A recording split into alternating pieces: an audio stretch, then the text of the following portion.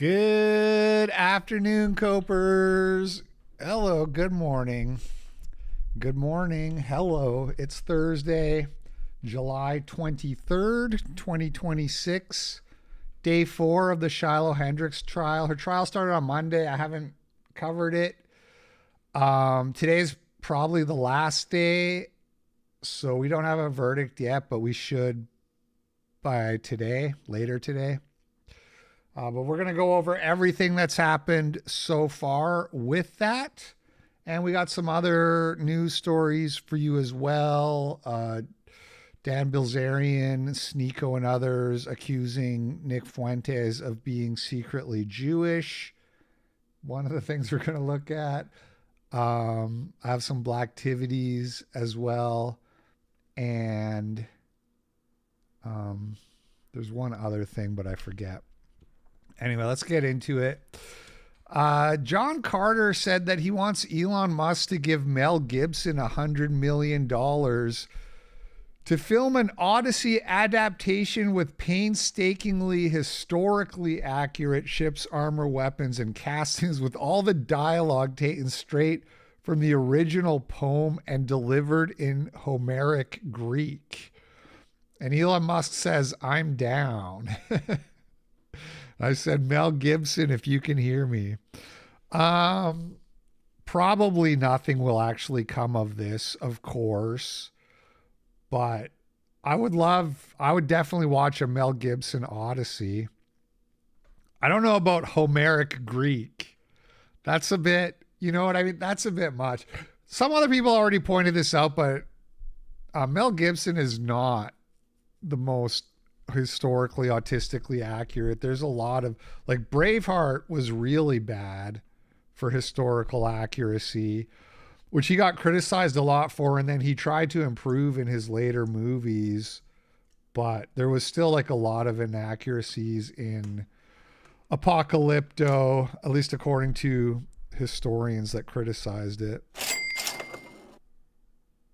Blythe sent $10 on Power Chat. LP, my G-boss is on vacation this week, so I'm doing fug all, hanging out watching this stream today. God bless. Nice. Thank you. Appreciate it. Thank you for the $10. I, of course, will be gone next week. I'm leaving Saturday morning, so you get this show and you get tomorrow's show, and then I'm out of here.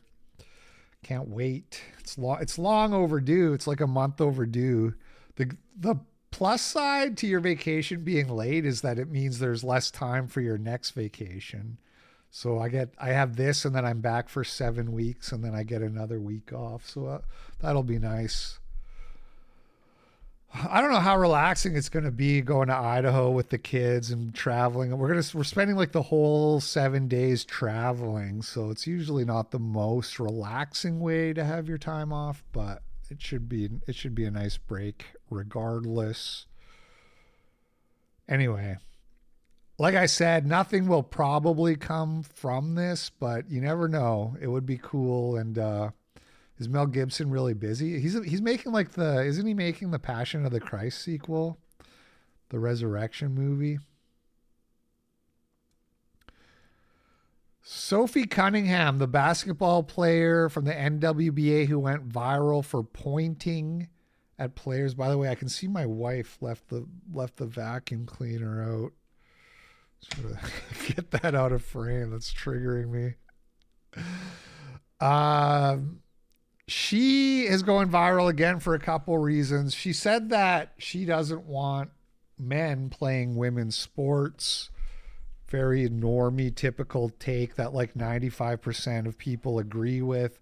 But of course, the media is trying to turn this into some kind of controversy by acting like it's a controversial thing to say that girls' sport should be for girls.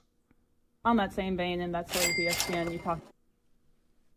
Monkey_brain sent $3 on Power Chat. Clav on Pearl's show today. Okay. About wanting to great. protect young girls who shouldn't have to go against biological men. Just can you expand your viewpoint on that? I mean, I think I said what I said. I think it's kind of common sense. And I think I'll always believe in that. I think it's really important to protect children, and that's little girls who are also involved in that category. And so I stand on what I said, and I always believe that. Yeah. Do you see your advocacy on that like taking any form going forward? I don't know. I'm not a very political person, but I do have beliefs. I have morals, and I'll always stand on those and be true to who I am. And I think people are going to take it how they want to take it, but I've never even really said anything about that. And so when it comes just to protecting young girls in sport and women in sport, I feel very strongly. Chuck Steak sent $3 on Power Chat. My wife left the vacuum cleaner out once. You can already see a little bit of the cord. About that. I think that's why you have Title IX. That's why you have some of the greats in women's sports. If Title IX and women's sports weren't protected, then you wouldn't hear about any type of women in sport. And so I think in the future, it's just really important to protect. Do you think, I guess, along the line like that, it goes against perhaps, some people might say, hey, for the trans community, this could be something that could come back on us or be targeted against us. Like, how do you, I guess, view that sort of? See, this is what I mean by the media trying to like drum up controversy. It's like, well, aren't you worried about people like going out and murdering trans people? It's like, what the fuck are you talking about? Everybody agrees on the sports issue. This is like a settled issue at this point, but they still just try to turn it into something. Like I said, I extend love, and I don't dislike anyone. Like, I think there is room for absolutely everyone here, and I think there's room to love everyone. And I truly think when you get people in the same room and you have conversations, you actually have a lot in common with a lot of people. And so I'm there to love, but I'm also there to love biological women, and I think that there are rights that need to be protected. And like I said, I'm going to stand true to that. I'll never falter in my beliefs in that, but I have never once said I hated the trans community. Like I said, I think there's space for everyone. Sophie, what about Connecticut today? Tell us a little bit about the game. What are you thinking about Keys or Garden? Brittany, you know her so well. Yeah, I think it has been so fun. I played with. Why does she dignify it? I mean, look, you're giving an interview with the media. You're supposed to answer the questions, but if she wanted to like go viral and have everybody rooting for her, you do like, and this is like what Trump showed everyone, put the journo in their place. When the journo steps out of line, call them out on it, put them in their place. If she said like, yeah, I see what you're trying to do here. You're trying to stir up a controversy. Everybody actually agrees with me though. This is a non-controversial issue. And I actually think it's kind of despicable the way you're trying to act like I'm somehow going to get these other people hurt just by saying what everybody agrees with. With BG for 6 years, and so I know her like the back of my hand, and as of late she's been playing really good. She's been playing. People love that shit. People love when you put a journalist in their place. Trump is the master of that. Sean Strickland has done it a bit, some other people. Like OG Brittany, and so we have our hands full down in the paint. I really think actually Connecticut is playing really good as a whole. I think everyone's playing their role. We don't need another 2 minutes of this. You get the idea. But also another funny thing, and this was the main reason I wanted to talk about Sophie Cunningham, is the Players Union has ruled that she cannot license her signature point for selling merch because it was deemed derogatory. The WNBA is telling Sophie Cunningham she can no longer point as it's been determined to be a racially derogatory statement. She can't use her own likeness to sell merchandise of her hilarious viral moment. This did get community noted, and it says Cunningham is legally permitted to license and monetize the photo through her personal name, image, and likeness deals, provided she does not use official league logos. And again, that's because of the Players Union. There's here's a article on People magazine. Sophie Cunningham's viral finger pointing moment can't be licensed by brands, WNBA Union says. So that's kind of funny. I will say, though, for the record, for full clarity, saying that they ruled it racially derogatory might be a little bit of a stretch. From the actual comment from the union, they said that they have a hard rule against monetizing confrontations between players. says the union instructed official licensees not to monetize the specific image from this player confrontation, labeling the moment derogatory under policies against profiting from on-court incidents between players. So it's not necessarily like that they're saying it's racist or anything like that. They have a rule against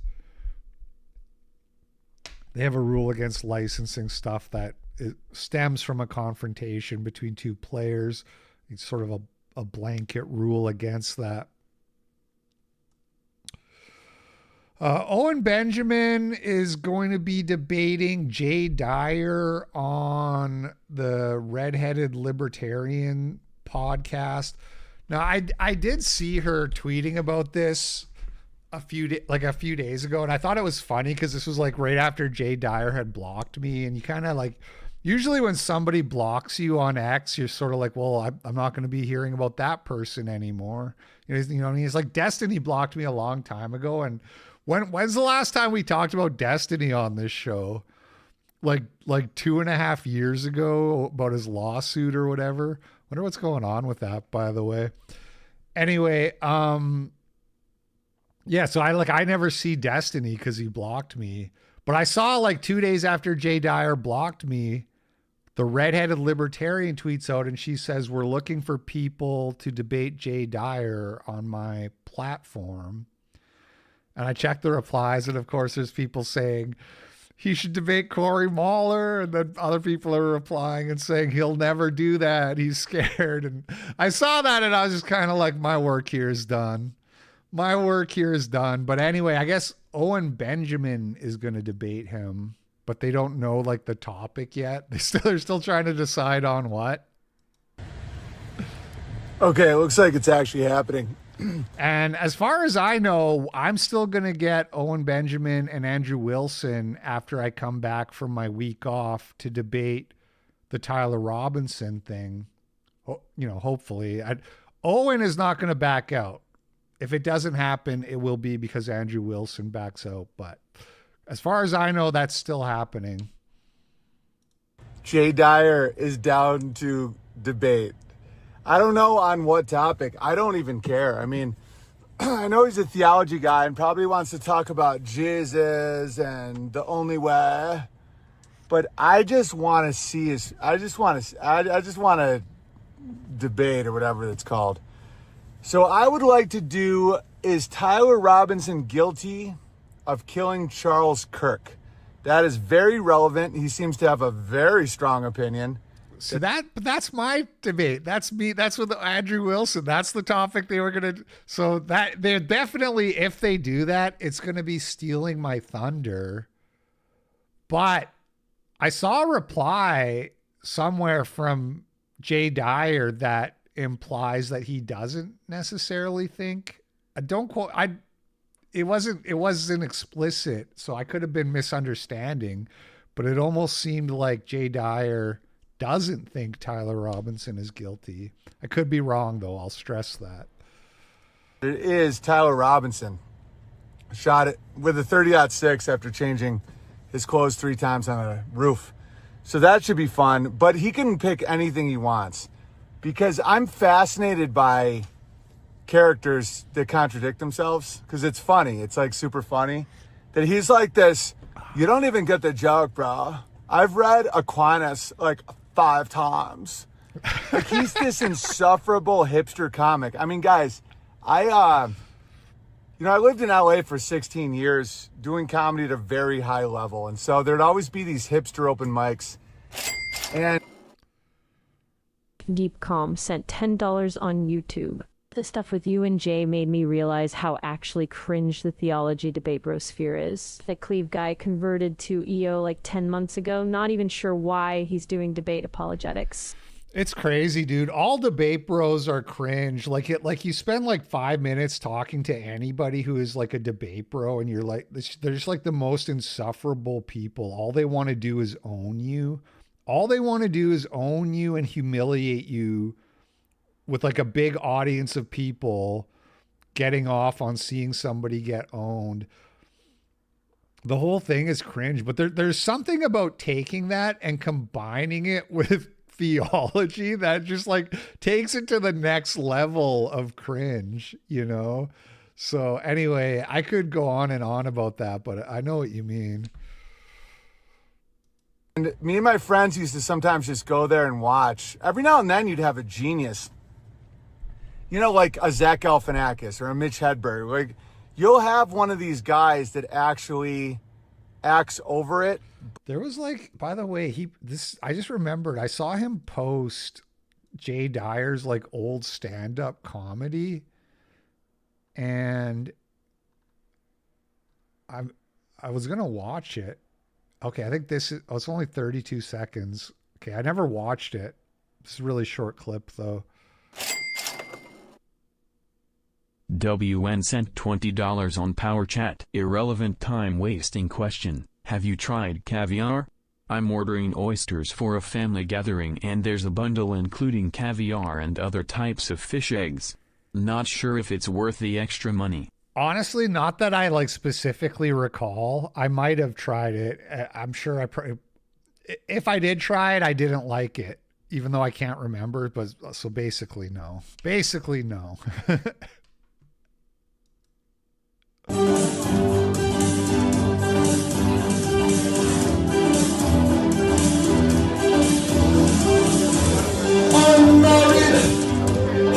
married to a fucking bum. I can't understand what he's saying. I'm married to a fucking bum or something. This is like karaoke, not comedy. We got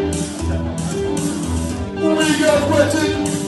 No one to see the separation.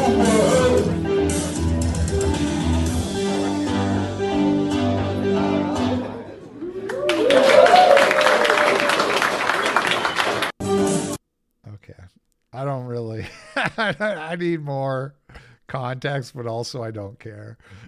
But that is the joke. Like, the joke is that, right? You're not actually over it. You're right. Like Jay Dyer thinks that I just have to talk to this guy. It's just going to be fascinating. He's like, you don't even get the joke. No. Okay, I'll give you a perfect example. So Zach Galifianakis used to do this bit. He used to do impressions, and then he'd have this exhausted sigh after. Like that, like his character was over it. You know, he'd be like, this is my impression of the condescending illiterate. And he'd put on glasses. He'd go, I've already told you, I can't read. I even like this guy named Neil Hamburger that was always doing an impression of a really bad Catskill. That dude was, he was really funny. Like his whole thing was like being like a bad comic, and it was super awkward and pretty funny comedian. stuff. He'd be like, why does Britney Spears sell so many albums? Because America's horny and depressed. Oh, and he'd always like clear his throat into the mic and everything. So when Jay Dyer first started talking shit to me, and he started all of this, obviously, like I would have no idea who he is. And even me saying this right now, oh, you're obsessed. Oh, you, sir, are talking about another man for fun. Yeah. Dude, all right. Anyway, they love that one. What was I just gonna tell you guys? Fuck. Yeah, it doesn't matter. Is it about comedy? Because he says he's a comedian, and I looked up some of his comedy. It's so fucking bad. Because he is the joke. You know, like usually the comedian is doing the joke. Like they're in control of the cringe, right? Like it's called dramatic irony, where the audience knows something that the character doesn't. Jay Dyer sits in front of these books, and he's like, you don't even know. Dude, he talks about having irritable bowel syndrome and how he's like, I didn't even get enough sleep last night. Dude. So anyway, I get obsessed with these characters because this is how you can write a good character. Like a good character is Jay Dyer. Because he's so self-important and so arrogant, but yet he's preaching Christianity. Guys, I don't know. I guess everyone reads the Bible differently. But the entire point of Christianity is like humility, right? Like Jesus would hang out with what was seen as the lowest of the low, and he would talk to them as equals. You know, it was always about simple metaphor. Like Jesus would always want people to understand what he's saying. It would never be speaking in a way that separates the person from the thought or the idea. Whenever people try to use their erudite knowledge, this arcane, occult knowledge with their really big words and shit, that's like the opposite of Christianity. And then to be like, you don't even get the joke. And he's always shitting his pants. Oh my God, it's so funny. He literally... So anyway, how you doing, man? Sorry. So anyway, I think Josie from Redhead Libertarian, really, really cool girl. She says she'd host, and I think she's talking to him. But my only thing that I demand is video. It can't be just audio on Spaces. I have to be able to see his face. Like, I soak up this shit, man. Like, I want to see every mannerism, every micro expression. I want to see later when we watch it through. I want to see what's like his wheels turning in his head as he's like, he says one of his jokes and no one laughs. And he's like, oh, did you not get the joke?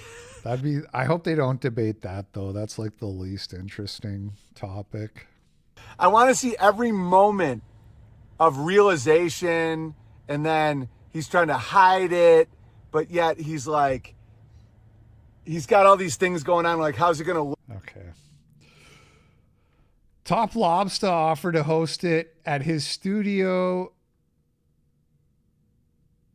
and they can stream it. They could stream it to Josie's platforms because they have like a professional studio. Jay goes, no way.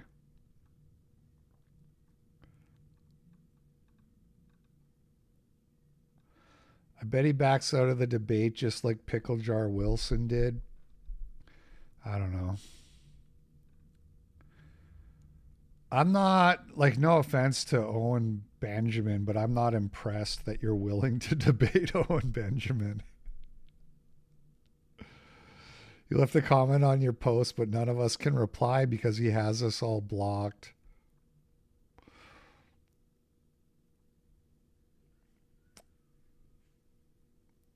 I wasn't aware that Jay supports the fake narrative about the Kirk Association. Is that true?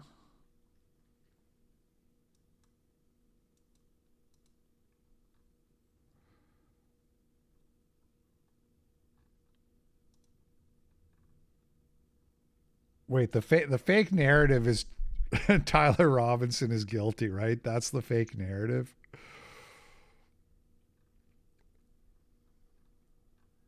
The petty little part of me almost hopes Jay doesn't believe that because he would just end up being wrong. But I wouldn't be surprised if he does. If he is reasonable on that, because Andrew Wilson is. What's this? I got a sipping jug. I got a sipping jug, and it's ambiguously brown.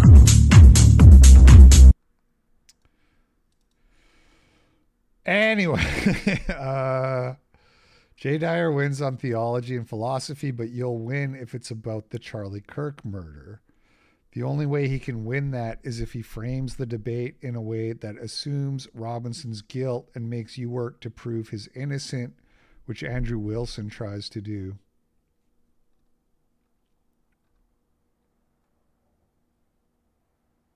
I'm going to be slightly annoyed if they steal my thunder on the Andrew Wilson debate, but kind of used to it at this point.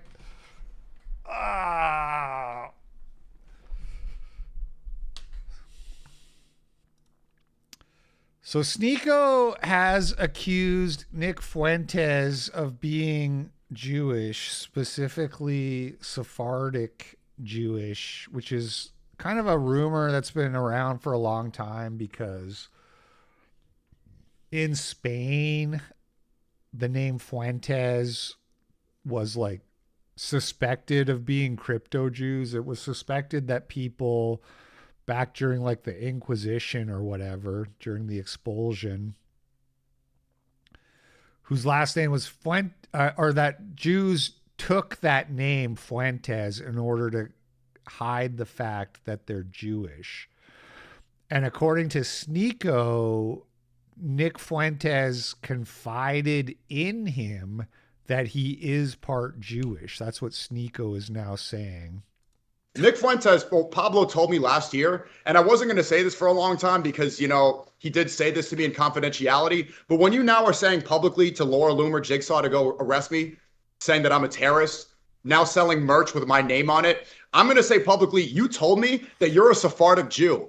Pablo Fuentes, Pablocito, Nick Fuentes, is a Sephardic Jew. You don't believe me? Ask him for yourself. He told me. And I said, okay, you know what? I'll keep this private. Now that you're tagging the FBI, now that you want Laura Loomer to arrest me, let everybody know that. You're a skin worshiper. You've been coping about the fact that he's a Mexican for the longest time. Not only is he a Mexican, he's also a Jew. That's the savior of the white race. Deport Sneeko. Bleakorb sent $5 on Rumble. No one can steal your thunder when you have a squatty potty. Thank you. I don't really get the joke, but thank you. Now he's seeing Rabbi Mizrahi saying, oh yeah, Rabbi Mizrahi's right. Let's go kill all the Goyim. That's the guy who's going to save the white race, who wants to kill all the Goyim, this Mexican midget Jew. This is your guy. Allah is going to humiliate all the enemies of Islam, inshallah. I mean. Nick Fuentes. So look, I wasn't there. So did Nick actually say that, or is Sneeko making it up because he's so butthurt that he's been getting made fun of for like 3 months straight now? I don't know. But I will say this. One thing that's interesting is that if he did say that to Sneeko, it would show that he really thought Sneeko was his friend at the time. Which is almost like if I'm being honest, my read of Nick is that I just see him as kind of like an opportunistic guy who will use people that have clout if it's good for his brand or whatever, if just like if it means he'll get more exposure. So I would have assumed, and I don't know if I said this, but it's like the way he shits on Sneeko now is like, that's not really, if you were really friends with someone, you wouldn't really do that, especially over some like petty disagreements or whatever. But maybe he really did think Sneeko was his friend. If Sneeko is telling the truth, which again, there's no way for me to know. Sneeko and Stu Peters do the funniest impression of Nick Fuentes. I mean, as far as Nick is concerned, I don't necessarily know if it would be girls because he seems to be gay. You think so? Maybe it's just, what makes you think that? Yeah, no, he seems to be gay, definitely. All of his mannerisms. Is it the You don't think he's gay? Really? You don't think Nick's gay? No. Come on. I just want to be alone on an island playing Fortnite. The cat boys are going to come. They're going to give us milk and cookies. Okay. Clavicular's mogging. He's mogging and he's so cute when he's mogging and based Stu. Stu Peters is like the least like likable person in my opinion. I just don't understand when people are like, I love Stu Peters. I'm like, really? You don't think he's kind of like, anyway, whatever. He's infertile. He's the prophet. I want to worship his feet. Nah, seriously? This 27-year-old virgin who worships clavicular? That guy's not gay. Yeah, and then you've got Alex Jones, his buddy, who, remember him? My biology tells me something different about you. You're a beautiful woman. He's talking about Blair White. He said- He's talking to a guy. God works in mysterious mentally ill ways. man. He works in mysterious ways, and I'm looking at you, and God's telling me you're a girl. No, my Kind of decent impressions for Alex Jones there. biology is telling me. Well, what is your biology doing? Your dick is getting hard. That's what that means. My biology is having a reaction eruption right now. And you're a beautiful woman in my eyes.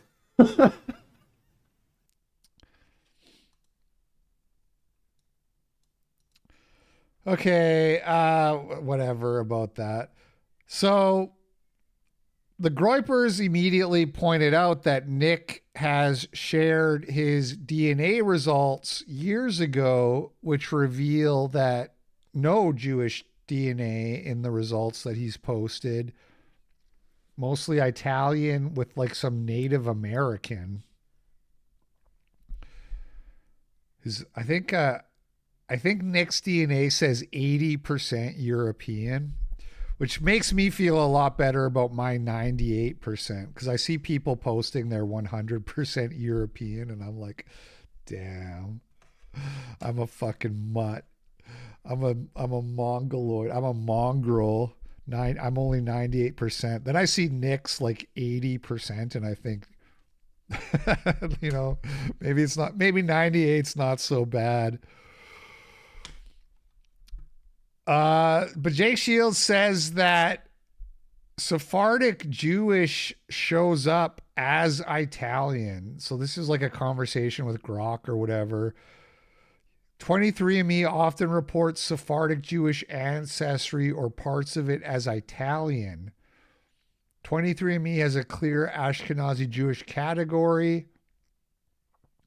Sephardic Jews don't have the same distinct company-specific reference population, so their DNA gets assigned to nearby regional categories.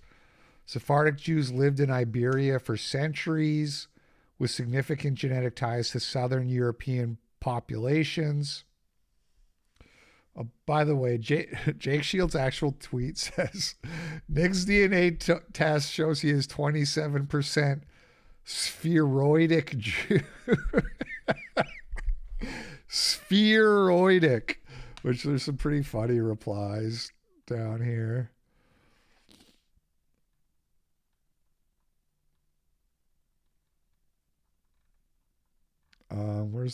So this is Nick's DNA, 79% European. I wonder if this is updated though, because this is like, I think he posted this like 9 years ago.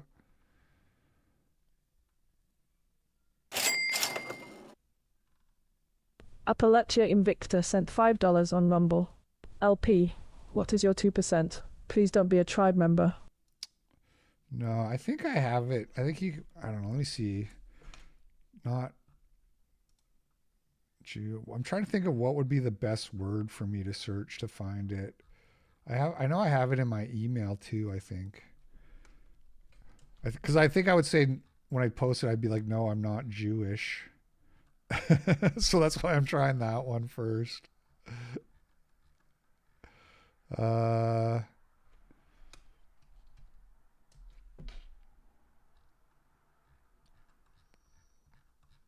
I should just pull it up from my email.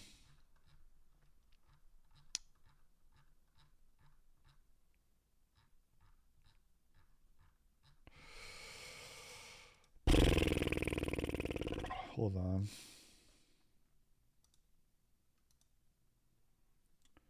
Okay.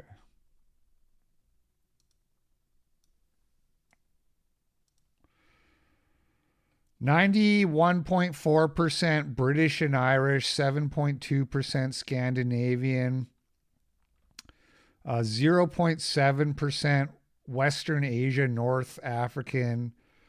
That's Iranian, Caucasian, and Mesopotamian. North African, 0.1%, and then trace ancestry and unassigned is 0.4%. It's actually kind of confusing because, I'm 98 point. I was going to say, where's the other one? But yeah, no, I'm like 99% European and basically 1% Iranian. So there you go. I nuked my 23andMe account, so I can't pull up updates anymore.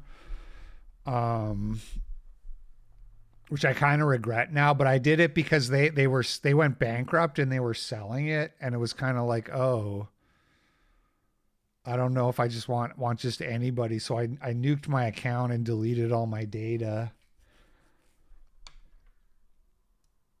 But that's what my test said at the time.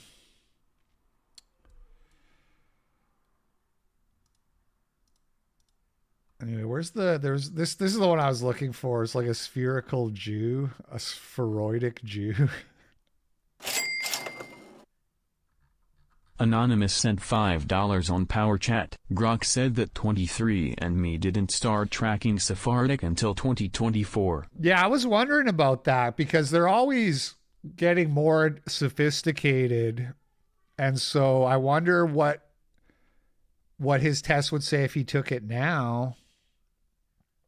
And maybe, but like I said, if you have a 23andMe account, it was like constantly updating. So it's possible they did update him and he did see that and he confided that in Sneeko. That's all possible. They obviously still have your data. Well, that's illegal. That's illegal because the terms said that they would delete it if I checked that box or whatever. That's definitely what happened. I wouldn't go that far. That's possible. Dan Bilzerian says Nick Fuentes' father is 50% Sephardic Jew, LARPing as a white Christian nationalist when he's actually a gay, half Mexican Jew is true comedy. All lies will be exposed. Nick says, aren't you supposed to be running for office against Randy Fine? Dan says, yeah, I've spent $750,000 on the campaign so far. You do nothing queer. What did he spend that money on, though? Spent $750 on a campaign that has done 0 public events, didn't have a website or a platform until last week, didn't remind people to register until 3 days before the deadline, which is polling at 4%. And Dan says, it's not polling at 4%. That's from the same betting site that had Massey as a 4-1 favorite 2 days before he lost. So that's like Polymarket probably.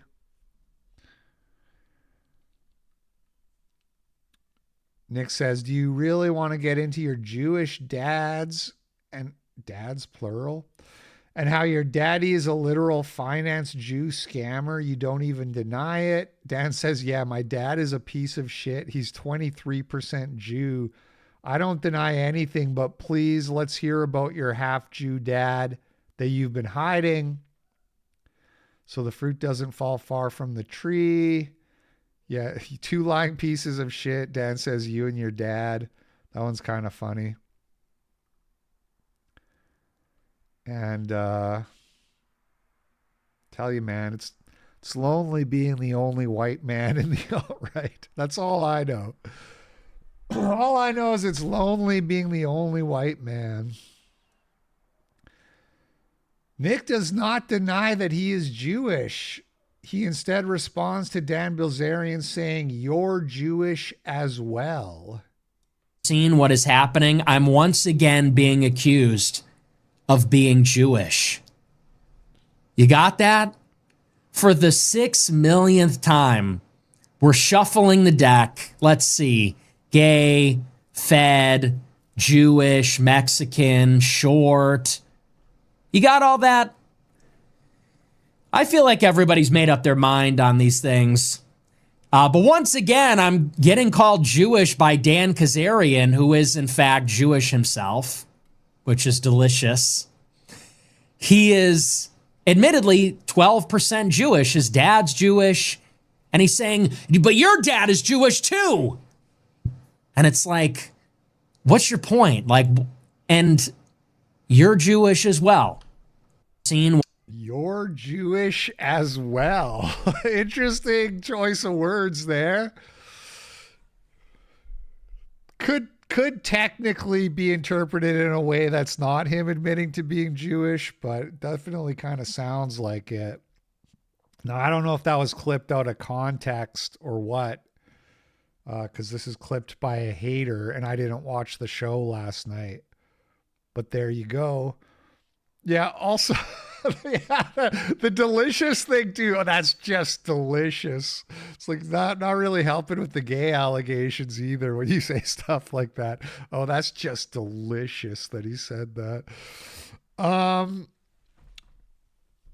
So, by the way, somebody said LP and HT. Not to like take shots at HT, but I don't know, man. I wouldn't bet my life on that. There's a lot of stuff about HT being part Jewish that's out there. I went down the rabbit hole at one point, just in my own personal investigation, and like people like have like allegedly like his family members admitting to being Jewish and stuff like that. Like his aunt or something is like, it's so weird that he's anti-Semitic. There's all this stuff out there. None of it, you know, you never know what's real and what's fake. But the one thing I saw that kind of raised my eyebrows is that there's this, HT was on a space with some German guy, and the German guy was like, I will fly to you and take your DNA. Will you agree to this? You know, he's offering to 23andLP him.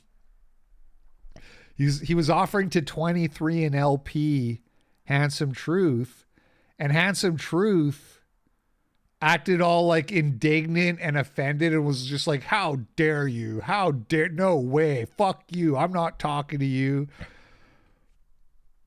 And that did raise my eyebrows a little bit, because if it was me, I would do it.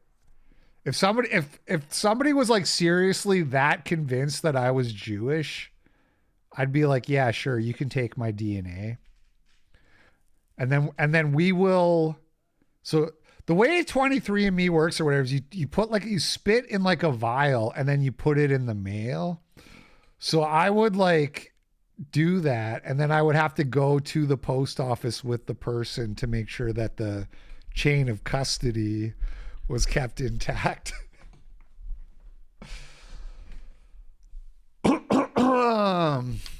So anyway, I thought that was a little weird. So I'm not saying he's Jewish, but I wouldn't bet my life that he isn't. That's all I'm saying.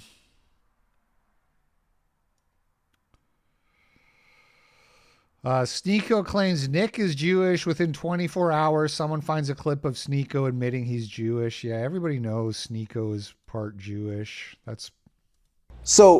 What ethnicity are your parents? My dad, he's from Haiti. My mother's Filipino. My dad is half black, and his father, my grandfather, is half Hungarian and then half Ashkenazi Jew. Okay. So, which we just found out. So you're like 12.5% Jewish? Yeah, 12.5% Jewish. Yes, sir. Shalom. Okay. Where was your grandfather living at the time? Shalom is funny. He was living, so he fought in World War II, and then he left after the war and moved to Haiti and hid his identity. And we didn't know, well, I never met him. He died before I was born. He didn't know he was Jewish. Mm-hmm. So that's a pretty G move to fight in the war. He fought against the Nazis. The other thing you could do if somebody was challenging you like that is you could bet them. You could be like, okay, I'll do it, but you need to put like $500 in an escrow. How badly do you want this? Are you willing to bet $500 that I'm lying? And then, wanted to start a new life. It goes to Haiti out of all places. That's a baller move. I got one of those fake. You know how Jews in the industry have fake names, like Jonah Hill's real name is Feldstein, right? And then Yahoo's real name is like Lewinsky or something. Okay. So that's that. You guys make of that what you will. Kind of an interesting question that I ask myself is like, let's say for the sake of argument, we DNA test Nick Fuentes and find out that he's 12.5% Sephardic Jew. There's no way he's 25%, which is what they're claiming his dad is 50%. Somebody was saying, I don't know, there was like a debunking thread. I'm not going to go through it because it's like it's a long like text thread, but they were saying that there's like 0% chance of being 50% Sephardic Jew. Let's see what Grok says. Hey Grok, are there people that are 50% Sephardic Jew? Like, does that even exist? Yes, people who are 50% Sephardic Jewish by ancestry absolutely exist. If one parent is fully Sephardic and the other isn't, their child is exactly 50% by descent. DNA tests can pick up that signal, though they often lump it with broader Southern European or Levantine categories. So there's people who get 100% Sephardic on their DNA tests? Yes, some people do get 100% Sephardic on their DNA tests. Stand corrected. My heritage family tree. What would you say the odds are that Nick Fuentes' dad is 50% Sephardic? Extremely low. There's no credible evidence for it. Nick's publicly shared 23andMe results show zero. Okay, hold on. Let me go. Now I want to go back and look at the debunking thread real quick, which was underneath the Jake Shields tweet.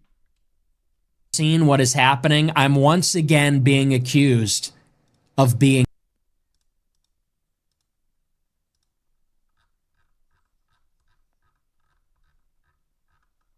Let me see.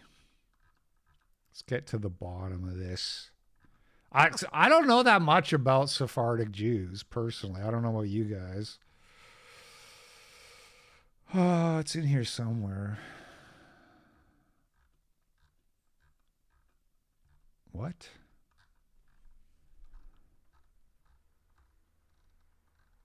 It was like a quote tweet, which is why I'm going fast, because it should be like really easy to see. That's not it.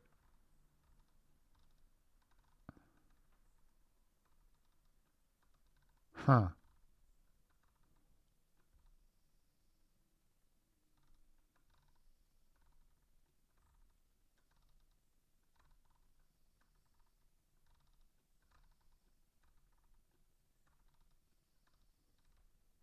Oh, I scrolled right past it because okay, this is it. So this guy says Sephardic Jews originate from the Iberia Peninsula after the expulsion of the Kingdom of Israel and the Kingdom of Judah. This area of the world throughout history has mostly been made up of Portugal and Spain. Nick Fuentes is 6.6% Iberian. 6.6 would equate to one common ancestor throughout this region. In 1492, Jewish people were expelled. Yeah, but that doesn't necessarily mean that his ancestor was necessarily expelled. Okay, this is the one I was thinking of. It is physically impossible for Nick Fuentes' father to be 50% Sephardic Jewish. First of all, the ancestry of Sephardic Jews has been so scattered primarily throughout the Mediterranean that virtually nobody on the planet Earth is 50% Sephardic. So that's the part that I was asking Grok about that seems to be maybe, let's see. Hey Grok, how many 100% Sephardic Jews would you estimate are alive on planet Earth?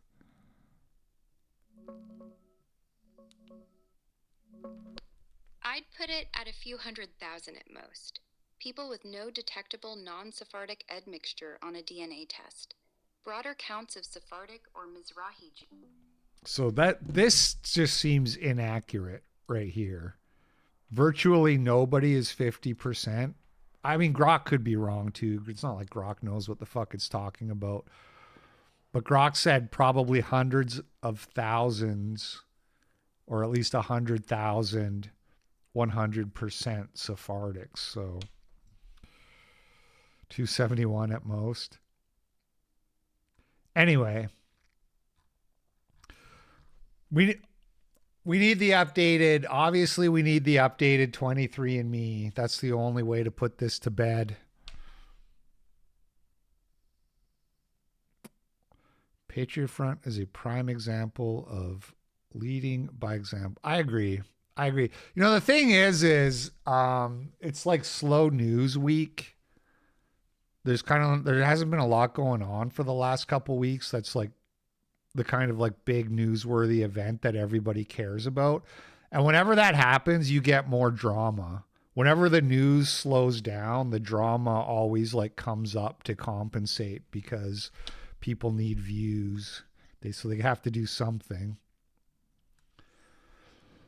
Okay, Mr. Girl spotted in the wild. Mr. Girl says a group of people physically forced me out of a protest in Eugene, Oregon. Said that right? Oregon? Is that how you say that? Oregano? I haven't watched this video, so I have no idea what's going to happen, but we haven't had any Mr. Girl content in a while, so let's take a look. We were actually asking people not to take pictures and record if they're not with the organizers of this. Why? Just because we want to have... Well, no, people would... Presumably, there would be... Well, no, it's not right to assume that there would be more 50% than there is 100%. But yeah, there definitely would be some... control over the stuff, and we also want to protect people's privacy. No, you can't tell me to not take a video. Yes, I can, actually. I mean, you can. I can. I'm doing it right now. But I can rotate faster than you can move. Why are you being so rude right now? I'm telling you what the wishes of the organizers are. Because you're telling me what to do. I am, because I'm asking you what the wishes of the organizers are. Not everybody here has their faces covered. These are educators. But anybody who wants their face to be covered can cover their face. I am listening. Being belligerent.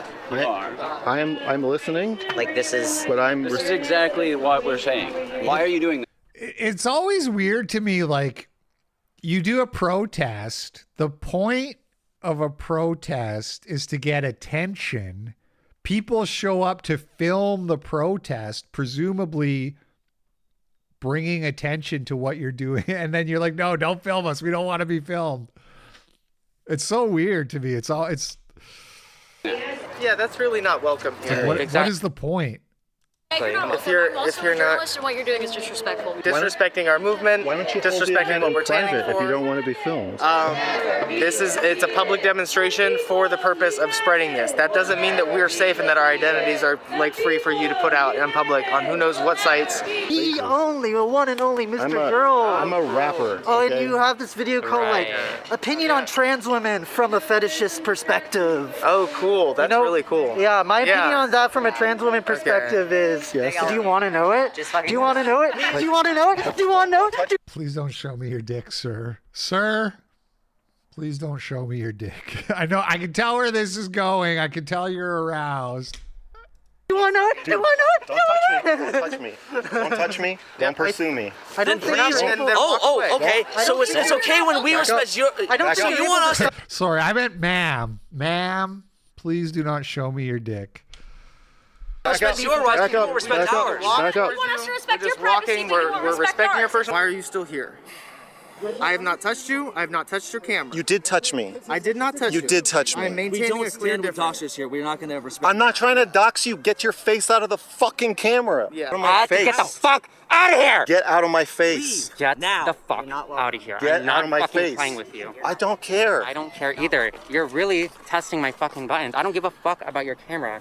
You will get your shit fucked up if you don't get the fuck out of here. Let's go. Let's go. Let's go. Violent threats. Let's go. Stop intimidation. Touching me. Let's go. Stop assault. Touching me! Back the fuck up! Back the fuck up! Back the fuck up! Back the fuck up! Oh my God! Stop fucking touching me! Stop touching me! I like the strategy of just screaming like you're being like horribly assaulted. Just like, stop! That's my no square. Stop touching me there. Stop touching me there.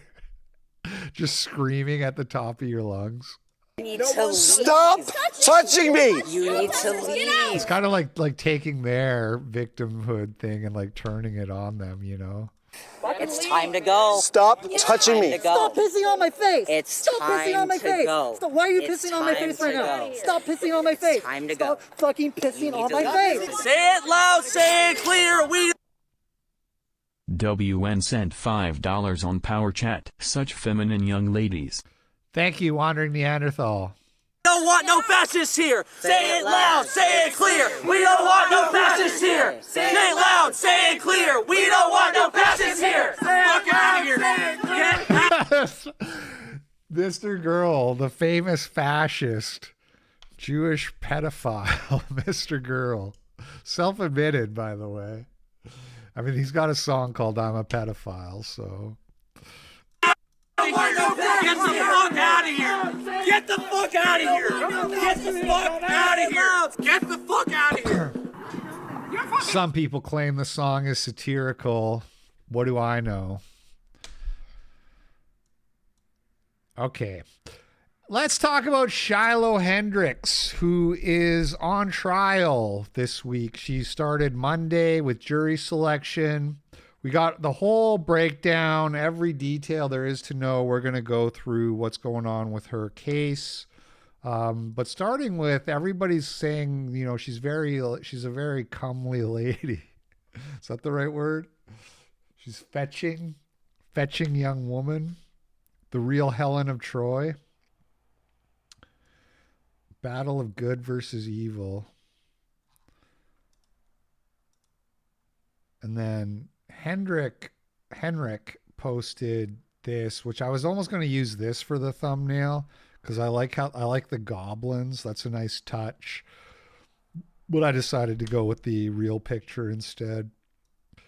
All right. So we have the full play-by-play from Tom Hennessy, who is at the courthouse every day doing actual journalism.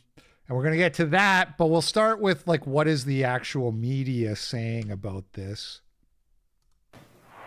Olivia, thank you so much for that live update tonight from the courtroom. No, it isn't.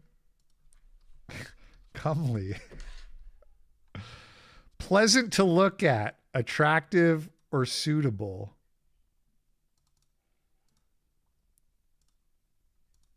She will continue, of course, to follow this trial for us. Now, we want to dig deeper into the charges being considered by the jury in this case. According to the criminal complaint, this is the charging document used in the court system to establish what we call probable cause. Shiloh Hendrix faces 2 counts of disorderly conduct. These are misdemeanor charges. Probable cause. The probable cause here, according to the Olmsted County Attorney's Office, is based on this summary as provided in the complaint. It reads that Hendrix, in a Rochester City park where children were present, quote, wrongfully and unlawfully engaged in offensive, obscene, abusive, boisterous, or noisy conduct, or in offensive, obscene, or abusive language that would reasonably tend to arouse alarm, anger, or resentment in others. Keeping that in mind, let's give you an up-close look here. This is what Minnesota statutes say about disorderly conduct. There are 3 legal definitions provided. They're broken down on the screen for you. The first involves a person's engagement, or brawling in or a fight. The second involves a person's disturbance of an assembly or a meeting. And it's the third one here that is applicable in Hendrix's trial. We just read this definition verbatim from the criminal complaint. As for the 2 counts, the complaint alleges the first count is disorderly conduct against the then 8-year-old boy with autism in the park that day, along with the boy. That's even inaccurate. He was 9 years old. That's been confirmed. We're going to get into all the details. It's always like this when you have people, these narratives go around. Like you saw so much of this with Carmelo Anthony, like these narratives and they just become like gospel for people. Now, if you recall at the time when this happened, the narrative is that he was 5 years old. I still remember Bryson Gray, who I was supposed to debate about this on No Jumper. That's why I remember it, in his voice. He's 5. He's a child. Yelling at a 5-year-old child. Well, turns out he was 9 years old. And so this is one of those things where it's like a test of people's integrity. Like, okay, we all understand that we have higher expectations for a 9-year-old, and that we expect a 9-year-old to have clear understanding of private property. By the time you're 9, there's no reason for you to not understand the concept of private property. Honestly, most 5-year-olds understand it quite well as well, for the record. But at 9, the excuses are like right out. His father. That's all in count 1. Count number 2, then, the second count alleges boy with autism. Disorderly conduct against a man who witnessed the park encounter. Again, this all happened in late. So that the witness, by the way, was a guy who had been like charged with rape, and then they let him, I don't know if you guys remember this, like raping a minor. The guy who filmed it, who she went like to or whatever, gave him the finger. That guy has like fled back to Somalia or something. He's not even around, so he's not at testifying at the trial. $3 if the prosecutor is going after loud or boisterous conduct. The courtroom would be full of nuns who were yelling in public places. Also, I'm not attracted to Shiloh, as she is a non-Hispanic white woman. Thank you, the anal donger. April of 2025.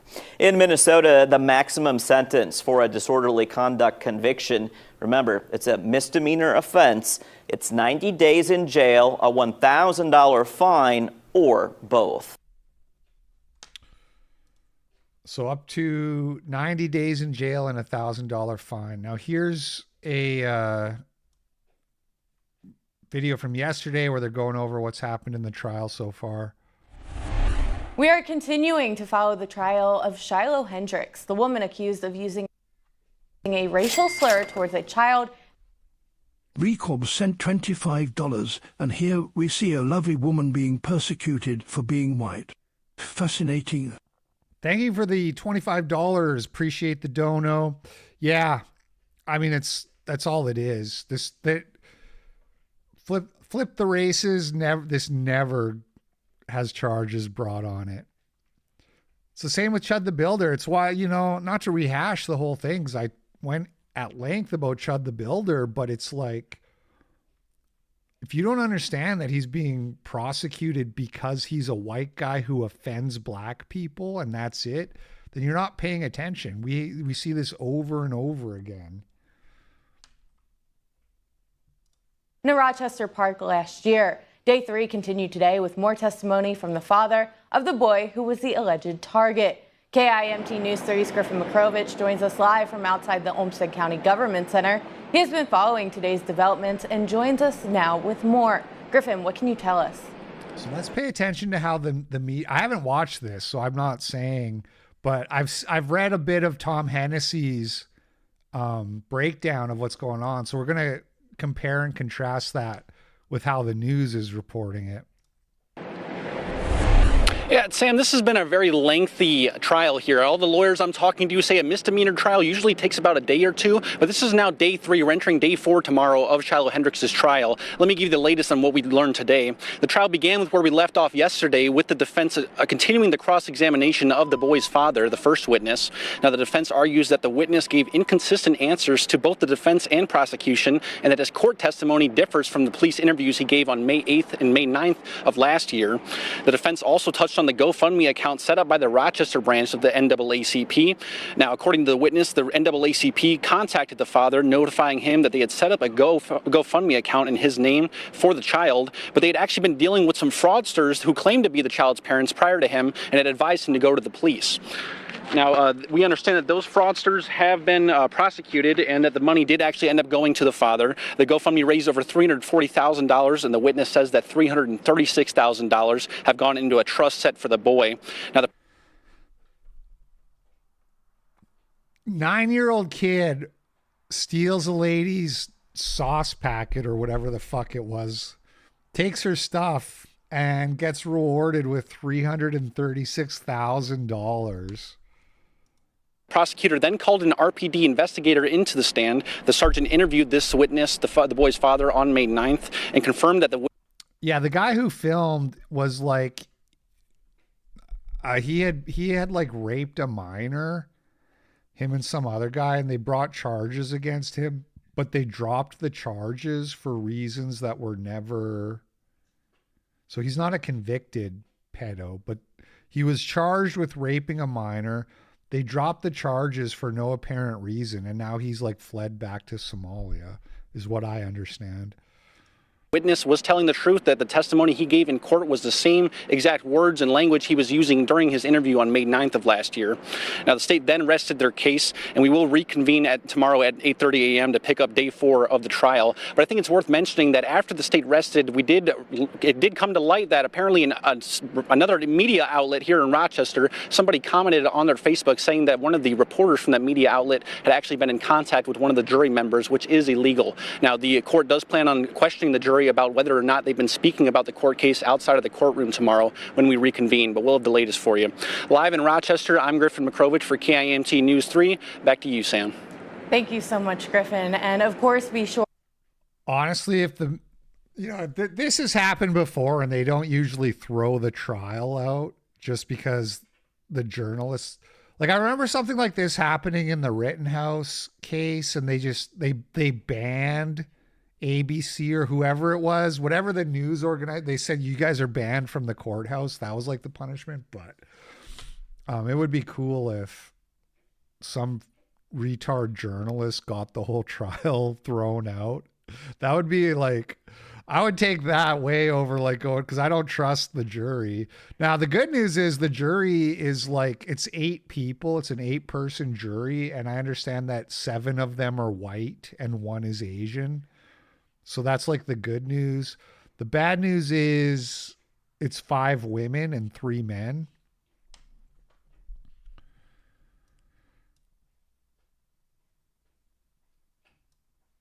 ABC's Olivia Prodzinski joins us live outside of the Olmsted County Courthouse in downtown Rochester. Olivia, you have been following this from the get-go. We understand today the first witness called to the stand. Tell us more about that. Yeah, good evening, Brock. The first witness to take the stand in this case was the child's father, who was at the park that day. The father actually testifying just shortly ago that he actually feared that if he was not there during this incident, that Hendrix would have, quote, hit that child that day. Now, the father explained he was following his child that day when he then saw his kid reach into Hendrix's bag and grab an applesauce packet. Then he ran onto the playground equipment. Then Hendrix reportedly followed the child, yelling and calling the child racial slurs and quickly grabbing at the child. The defense with several objections during the father's testimony, citing irrelevance. The jury also saw the video of Hendrix using that racial slur, in which the defense claims she was baited and harassed into. Now, I want to be very clear. The defense is not denying that Hendrix used that racial slur, actually admitting to it in front of the jury. They are denying that that was a violation and called for a charge of disorderly conduct. Now, in that video, the person recording can be heard asking her to repeat what she said, which is why the defense is saying that she was baited into that and harassed to say that. Now, testimony will continue tomorrow morning at 8:30 with the child's father taking the stand once again as the defense gets to finish its cross-examination of that witness. We are also told that 2 more Rochester police officers. Yeah, funny how like saying these words is like this evil thing that will cause a disturbance, but also the guy who is supposedly the guy being offended and disturbed is asking her to repeat it. Are supposed to take the stand, called by state prosecutors in this case. Now, it's unclear if Hendrix herself will testify and take the witness stand. Reporting in Rochester. Let's get into the Tom Hennessy breakdown. Now, before we go through his day-by-day recap of what's happened in the courtroom, I had brought this guy up a couple months ago or something, and people were saying, like, I don't trust that guy. I think he's that Jew Avalon or a Vesterbone or whatever the heck his name was. And I had said that, like, I don't know. Maybe, but I don't think so. And he seems to be doing good work from what I've seen. Now, I guess that got back to him because he reached out to me and he sent me like a voice message And so we talked a little bit, and I will tell you that I am convinced that Tom Hennessy is not Jewish. He's a white guy, and he's doing a lot of good work. Not just with Shiloh and Chud, but like all these fundraisers that he's worked at. And it just goes to show what a thankless job it is being an alt-right guy who actually rolls up your sleeves and does anything, because it's you will just get attacked and criticized. And so anybody who did that, yeah, I checked his foreskin. No, he told me that he met Rebecca, blonde, that he met her. So that's good enough for me. If you guys are calling this guy Jewish, maybe you should apologize. Sergeant Huddle sent $20 on Power Chat. LP, I posted 3 screenshots in the locals YCSP 445 comments of Grok's Vahaj freshness racial ranking, if you want to check it out. Grok rating Hispanic Vajays lower than blacks and Indians should be 9/11 for Latinas. Thank you. Oh, YCSP 445. Okay, I was like, wait, you posted 445 comments of vagina ratings? I don't know that I do want to see that. But I get it. Okay, cool. Thank you for the $20. Appreciate it. And I will try to remember to take a look. If you have a blue check mark on X, DM me if you can. I only accept DMs from blue checks now, which has made my life a lot easier. Okay. Tom Hennessy says Shiloh trial day 1 update. So this is the Monday update. Jury selection began today. Jurors filled out a questionnaire, and several were questioned individually about their answers, mainly what they had seen or heard about the case and where they got that information. Out of 16 plus prospective jurors, almost all mentioned Facebook. A couple said television, Instagram, TikTok, and only one said Twitter. Facebook remains the dominant source for news and information for most people. TikTok and Instagram each got a couple of mentions, but the name X wasn't brought up even once. A handful of prospective jurors openly admitted they could not be fair and impartial. Surprisingly, the judge didn't strike many of them from the pool, even after they repeated it over and over. The jury has not been selected yet. That process should wrap up tomorrow.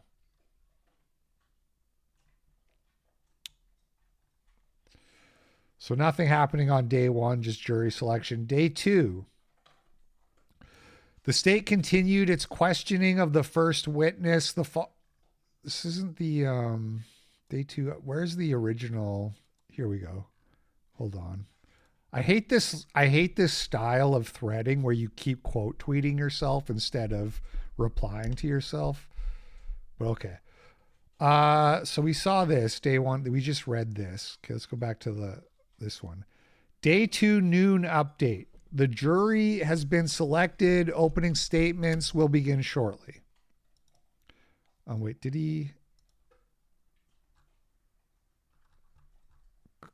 comment on the fuck? Now I'm lost. Did he comment on the jury? Bro.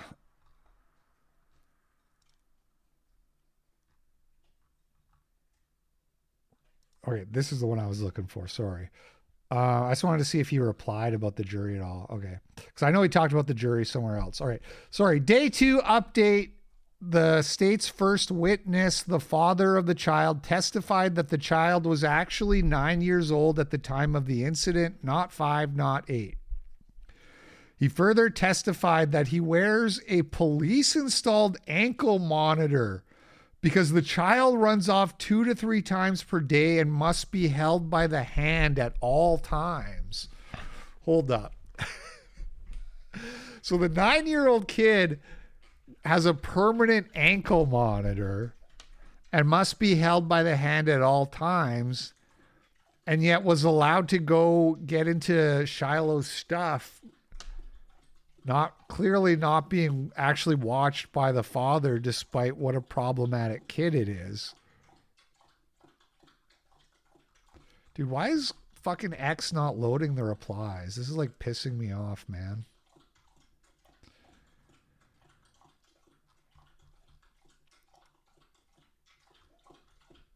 Okay, day 2 update continued.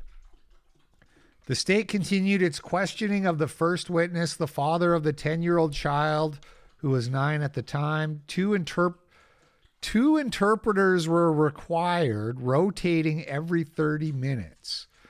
The father testified that he works as a bus driver.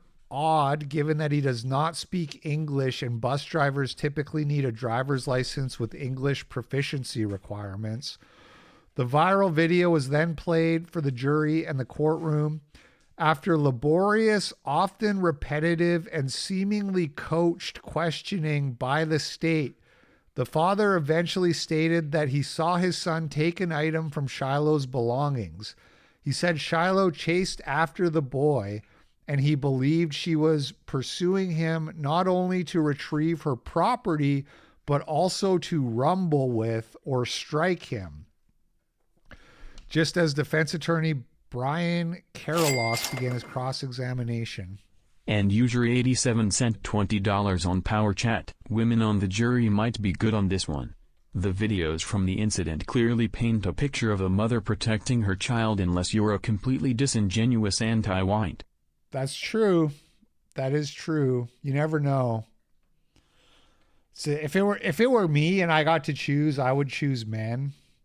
I would choose white men if it were me, but maybe. You never know.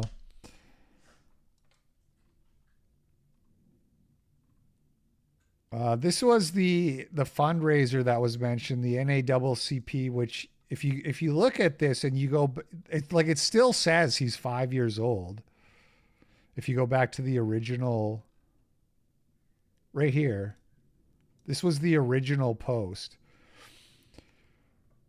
Rochester branch NAACP stands with 5-year-old child.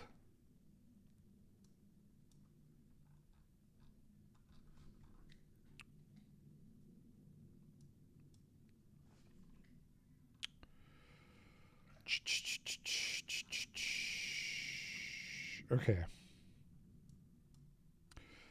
Day 3, this was Wednesday.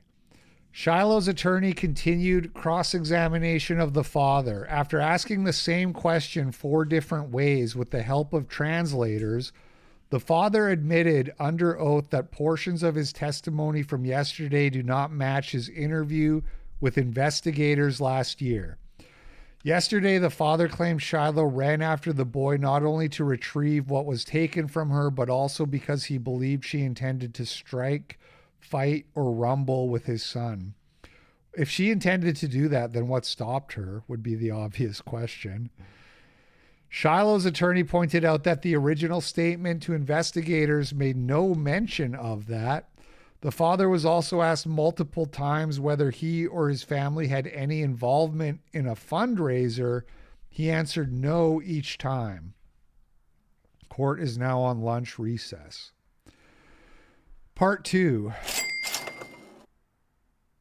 The Orthodoxer sent $3 on Power Chat. All this white and black talk, the Holy Orthodox Church is for everyone, especially brown women.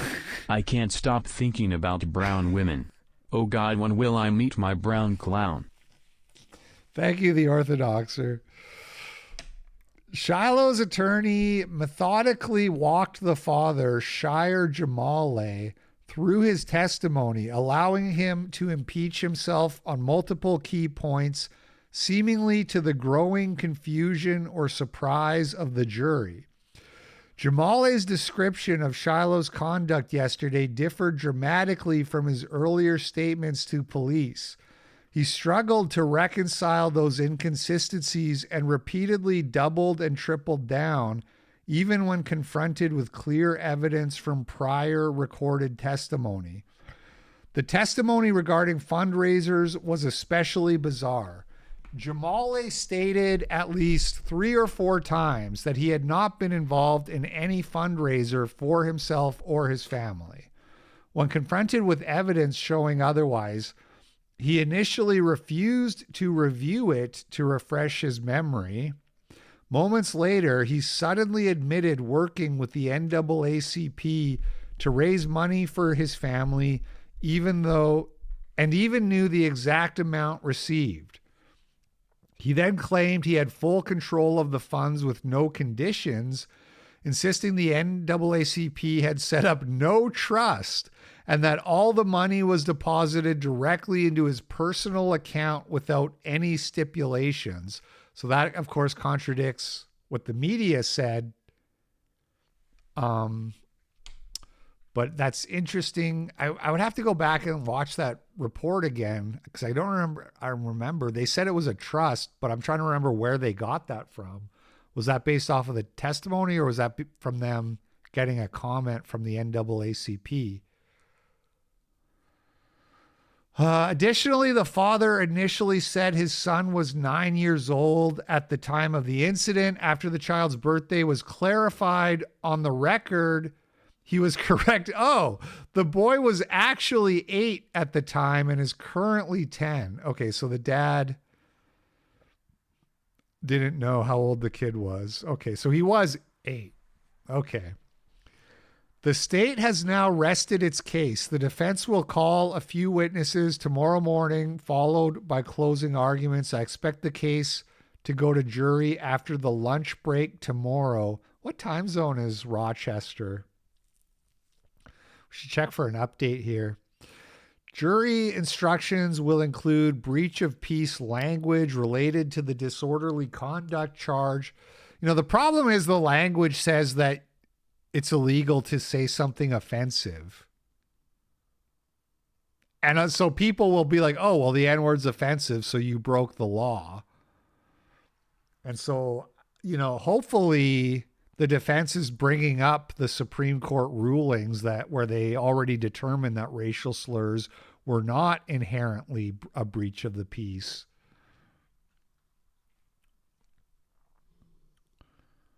It's Eastern. Okay, so that means they're 3 hours ahead of us. So we might have an update here. We'll check in a second. Jury instructions will include blah, blah, blah. One count involves Shiloh responding to the Somali man who filmed her, and the other involves her alleged conduct towards the child. The kid who tried stealing from Shiloh Hendrix was already wearing an ankle monitor at 9 years old. 8, actually, as it turns out. I don't expect any updates from Rashad Richley on the child's actual age. We have an update to a trial that's pending. Remember the bigoted white female who called a baby the N-word and then was able to raise a bunch of money because she was just a victim. It's not Eastern. Of this cultural dynamic called canceling. Well, she's going to trial. Trial date has been set. I'm going to remind you of the incident and give you the update. Here it is. Central, so they're 2 hours ahead. Autistic engineer sent $3. Childless women are more vociferous and rapid in their loyalty to the dominant ideology than mothers. Which is why I'm deeply skeptical of the previous chatter's cope that more women is good in this case because of empathy. Spinsters love bleeps. Yeah, it obviously... You never know, but if I had to choose, I would take men, not to repeat myself too much. Call him the child? Call the child? It is my own business. You call him? Okay, why don't you have the boss to say it right now again? Say. Somebody dig into it. That little is everyone's business. Everyone's business. When you see a child being assaulted by an adult, that's everyone's business. If you see a child being assaulted by a child, that's everyone's business. Period. Shiloh Hendrix. This is an update. Trial has been set. She launched this racist tirade against a 5-year-old child back a few months ago. This was at a playground in Minnesota shortly after the video went viral. Hendrix outed herself as the woman in the clip and set up a fundraiser on the crowdfunding website Give, Send, Go. to raise money that she said would help protect her family. By May 6th, the donations page had raised over $700,000, including support from devout neo-Nazis. Anonymous sent $3 on Power Chat. I was in juvie about 20 years ago, and there was an 8-year-old noog in there who had broke a girl's arm with a 2x4. Dude. All right. That goes on and on. We don't need to. Let's see if we got any updates yet. Closing arguments have now completed. The case has been turned over to the jury. That was 24 minutes ago. So I don't think that's going to be a super long. This isn't the world's most complicated case, but so we'll check again at the end of the show, or you guys, if you hear something, you can let me know in the chat. Sounds like the jury is currently deliberating. Okay, so that's where we're at with that. And let's see. Oh, Jake Lang is also on scene at the trial, to no one's surprise. Here outside the courtroom of Shiloh Hendrix, the Somalis are gathering. Where Shiloh Hendrix was accosted by a Somali family, chasing her around with the camera. When a child stole snacks out of her snack bag, she obviously called him like she sees him. She said the N-word. Now she's on trial just a couple blocks from here. 2 charges of disorderly conduct, 180 days in jail possibly. Free speech is under attack here in Minnesota. We should be able to say whatever we want to whoever we want. It's an American value. Will you stand with Shiloh, or will you allow the Democrat? Oh, Jake and HT talked again. Dude, that first convo with them we watched was so funny. These guys need like a sitcom together where they're like roommates. The Jew and the Nazi. The Christian Jew and the atheist Nazi. And they're like roommates, like the Odd Couple. To steal your freedom of speech. Free Shiloh!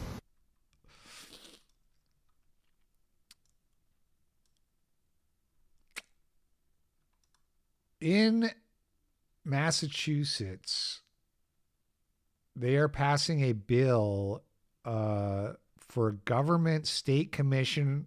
Let's see. Bill S2134 will create a permanent 11-member state commission on the status of people who practice Islam. It has cleared initial committee and sits in Senate Ways and Means. The commission would study issues affecting Muslim communities, combat Islamophobia. Monkey_brain sent $3 on Power Chat. Moolies will act as they do, even the younger ones. I don't know what that word is, but thank you.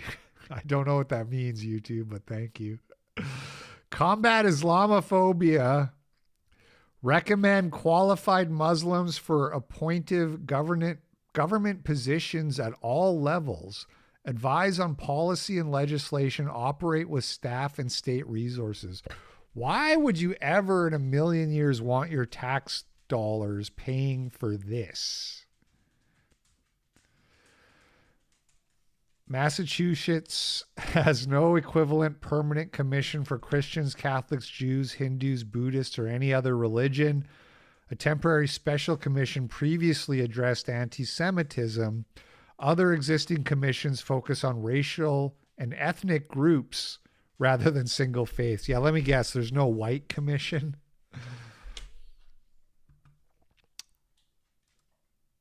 And so that's that. And then now I have some Blacktivities to go over with you guys. We'll look at some Blacktivities. Then we'll check back for a Shiloh update, and then we'll call it a day. 2 electricians from Port Richey, Florida were wrongfully detained and handcuffed for a shooting.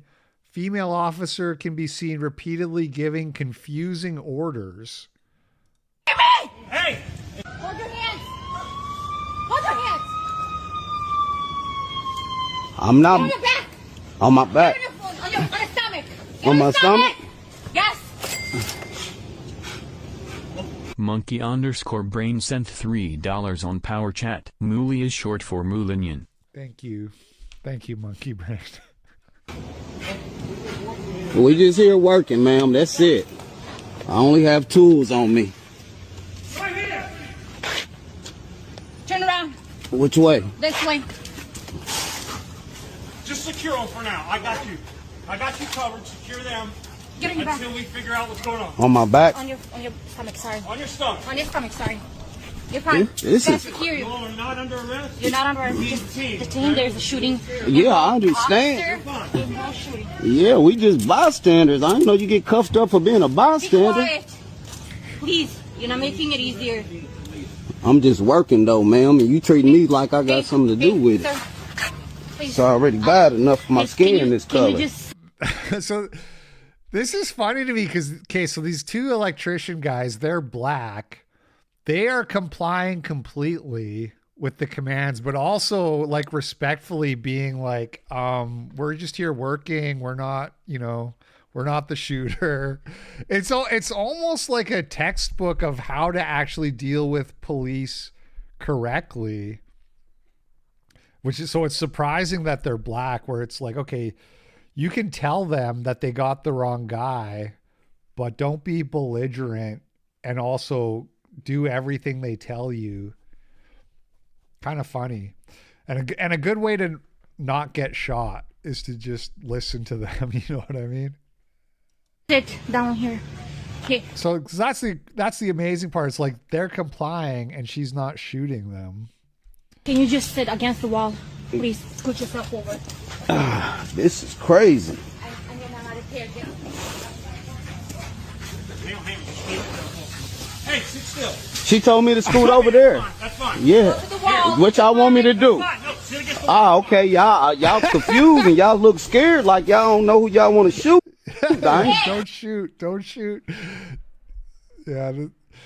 Very rare situation where I'm on the black dude's side and not the white cops. It's kind of funny. I'm just working. Hey, handcuff. Hey, it's all right. And the thing I was going to say too is like, if there's an active shooting and it's a dangerous situation, I don't want cuffed. You know what I mean? You're telling me there's a guy with a gun running around here shooting people, but you're trying to put handcuffs on me? Like I would almost be more belligerent than the black dudes are doing in this video. Yeah, that was crazy. I'm just working. Hey, handcuff. Hey, it's all right. Handcuff him.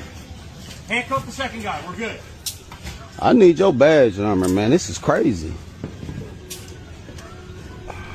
I need your badge number, ma'am. This is crazy.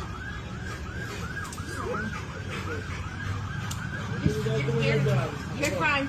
There's two officers that are shot. I need you police to be cooperative and have some fucking dignity. I can talk though, ma'am. I'm just working. Not those fucking cops that will show you how to talk. What? Have some fucking dignity, you cocksucker. Hold on. What did she say at the end? You're fine. There's two officers that are shot. I need you police to be cooperative and have some fucking dignity. I need you to be cooperative and have some fucking dignity, you cocksucker. Okay, now, then what does she say now? Hold on. I can talk though, ma'am. I'm just working. Not those fucking cops that will show you how to talk. If you're not in those cuffs, I will shut you half the dock. And have some fucking dignity. I can talk though, ma'am. I'm just working. Not those fucking cops that will show you how to talk. Does anybody know what she's saying? Oh, show you how to talk.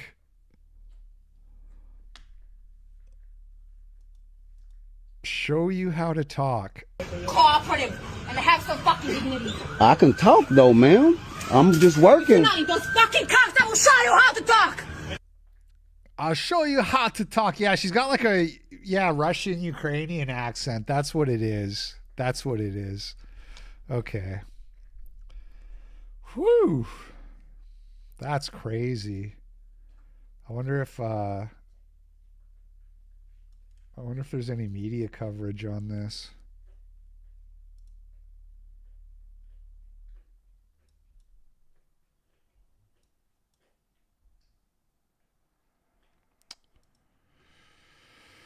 The officers held the working man at gunpoint, demanding they get on the ground. Video sparked discussions on Reddit. Doesn't appear to be picked up by the media. 300,000 views on Ab and Preach. Okay, we don't need to watch that though.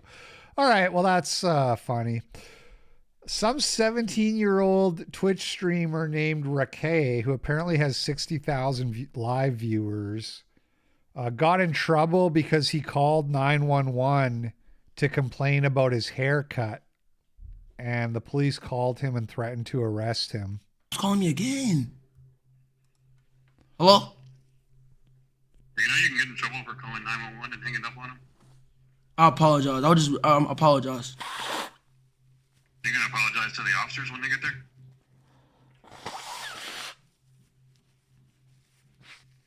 It's a little bit young to start doing stuff like that and getting in trouble. I don't want you to go to jail at 17 years old. It's gonna have a record that's gonna stay with you for the rest of your life. It's not a good idea. No, sir. I'm so sorry, sir. My barber, basically, my barber messed my cut up. I thought they only like a sue them if I called the cops. I don't know. I very apologize, sir. Everything's fine, sir. I did not mean anything like that, sir. I'll let the officers know you apologize. I don't know if they're still gonna show up or not, but we do have your address since you gave it. Okay, sir. Have a good day. Tell them I'm good. I'm so sorry, sir. That was so immature of me, sir. I really apologize. All right, bye. Oh my God! He's 17. He's richer than all of us combined, probably. That 17-year-old kid is probably worth more liquid than all me and everyone in the chat combined. I don't know. If any of you guys are that rich, you could hit me up a little bit more. That's all I'm saying. I'm not complaining about the super chats. They've been very good. But if you got more money than that kid, maybe we need to talk. They didn't show up. Yeah, no, that sounded like a scared straight thing. It sounded like they were never gonna show up, but the guy on the phone was just trying to like scare him, is how that felt. Okay, no evidence of voter fraud. He's been in office for a full year now. They have not come up with any of this purported evidence of voter fraud. You guys are in search of something that there's been no evidence exists. New Jersey is double checking its voter rolls tonight after a software error added 6,600 non-citizens to the voter rolls. The suggestion that this is fraud suggests that these people were trying to vote. Sometimes what happens is that when state systems are incorrect, people receive information and they are confused. Where some people who are ineligible to vote are not aware that they're ineligible to vote. This is like the whole people don't know how to get an ID. We can't have ID voter laws like every other country in the world because people don't know how to get an ID. Blythe sent $3 on Power Chat. This is the last of what I have left, LP. Take me for everything I'm worth. You're good. All right, you're good for today, but tomorrow's another day, so you better get out on the streets and get me my money. Bitch better have my money. Thank you, Blythe. Appreciate it. She's saying people who don't have citizenship are registering to vote because they don't know they're not eligible to vote. That's horse shit. Like, yeah, probably a handful. It's probably true because they have like 65 IQ points. But you're here nobody who is here on a worker's visa or a visiting visa thinks that they're entitled to vote, or who's here like undocumented. Like, nobody is confused about that. I do think whether it is widespread or not matters. I do think that the numbers actually matter. He's been in office. There's that word. Did you catch that? Whether it's widespread or not. That's that word. We were looking at those debate topics for that guy's channel the other day with like Shabos Kestenbaum or Brian Shapiro or whoever it was. And one of them wanted to like debate there's no widespread voter fraud. And that's like the weasel word where no matter how much proof you bring, it's not going to meet their their criteria for what would constitute widespread. They said 6,600 people who weren't citizens registered to vote in the system. 6,000 people in one place. Let me just hear that starting again. He's been in office for a full year now. They have not come up with any of this purported evidence of voter fraud. You guys are in search of something that there's been no evidence exists. New Jersey is double checking its voter rolls tonight after a software error added 6,600 non-citizens to the voter rolls. So 6,600 just in New Jersey. Louisiana pastor convicted of stealing over $340,000 from churches for gambling and personal expenses. Did they not add extra time for the velvet suit? Dale Sanders, 56, was found guilty of a 25-count indictment charging him with wire fraud, access device fraud, and obstruction of a federal investigation after a 5-day jury trial. Sanders withdrew funds held in one church's bank account and transferred them to his own pocket to subsidize his lavish personal expenditures, including gambling, dining, and living expenses. Many such cases. 2 Florida teachers who used to date arrested for brawling in the classroom. Odira Shia Biggins and Terod Torrance, both 36, scrapped in a classroom at the Sneed School of Miami. The Sneed School of Miami, according to a police report seen by WSV-TV. Meantime, 2 teachers are arrested accused of a vicious fight with each other at school. Odira Biggins and Terod Torrance are behind bars. They're charged with domestic violence, among other things. Police say the former couple got into a heated and physical argument in a classroom at the Sneed School of Miami last Friday.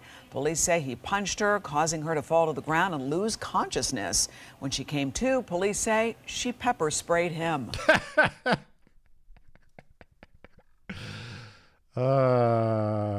Okay.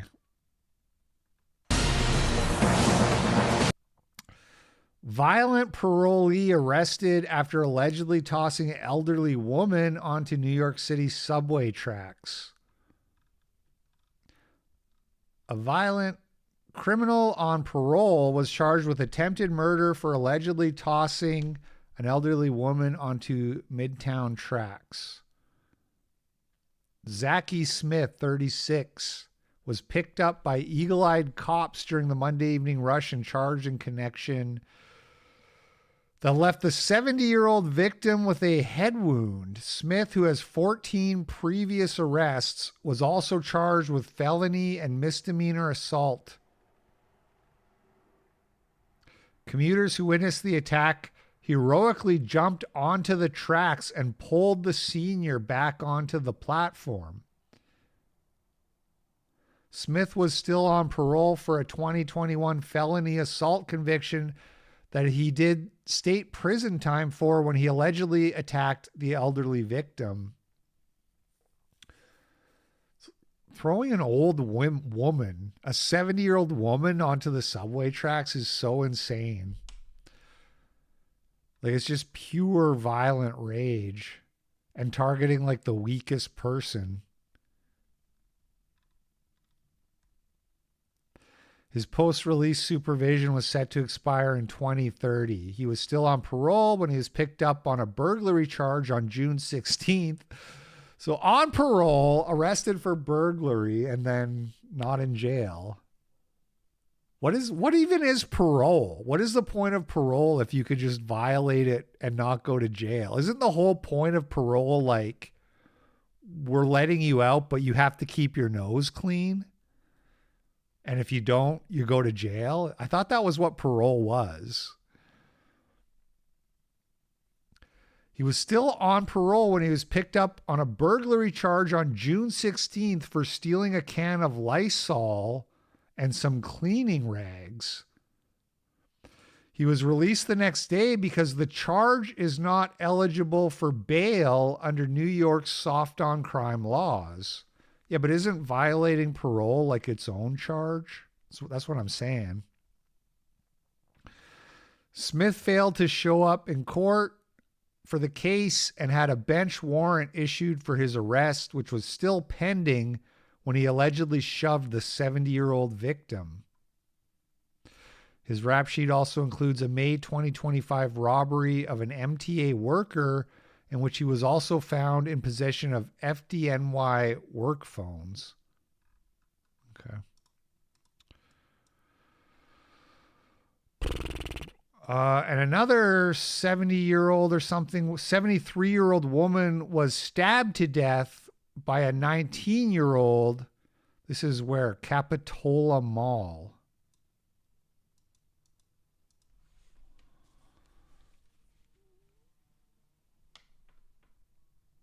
Oops. Art of Santa Cruz. Tuesday, police identified her as Rachel Summers of Capitola. Friends says she managed the Art of Santa Cruz gallery inside the mall, now closed for the rest of the week. The president of our organization, our nonprofit, calls me and says it was Rachel. Like, what? I mean, you just can't believe it. You're just, how? I mean, a 73-year-old woman? That's who he picked? Really? Yeah, I mean, I'm in shock. I'm in shock.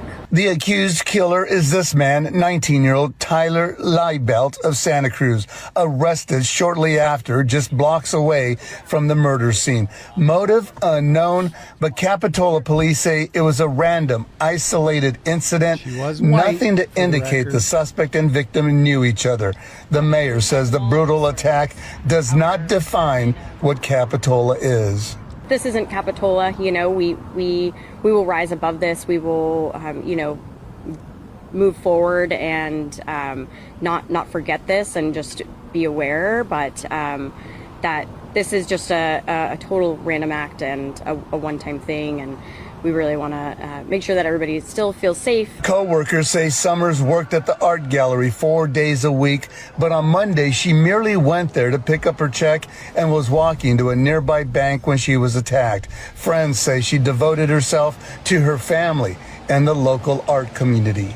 And she gave by putting her energy, into the store and into the artists and helping us run the store.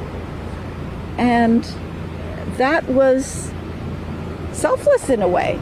She didn't have to do that at 73. Rip. Middle of the day too. Like, that's crazy, You're like, you're going to the bank. 3 people were just executed in St. Paul, Minnesota by Sagab Benisu. Race was a motive. All right, so we're going to dig into this one a little bit. It was about a parking spot, not race. The court documents literally cite race. He claimed he had been trying for 7 years to bring his wife and kids from Ethiopia, but he had been stymied due to the immigration process. Benisu said the ordeal had contributed to his divorce from his spouse. Benisu believes he was treated unfairly because he is black and an immigrant. So this guy chimped out. Sounds like an epic chimp out. St. Paul massacre by Ethiopian immigrant was racially motivated, according to criminal complaint. Sagab Admasu Benisu, 30, confessed to murdering a white male, a white female, and a fair-skinned Latina.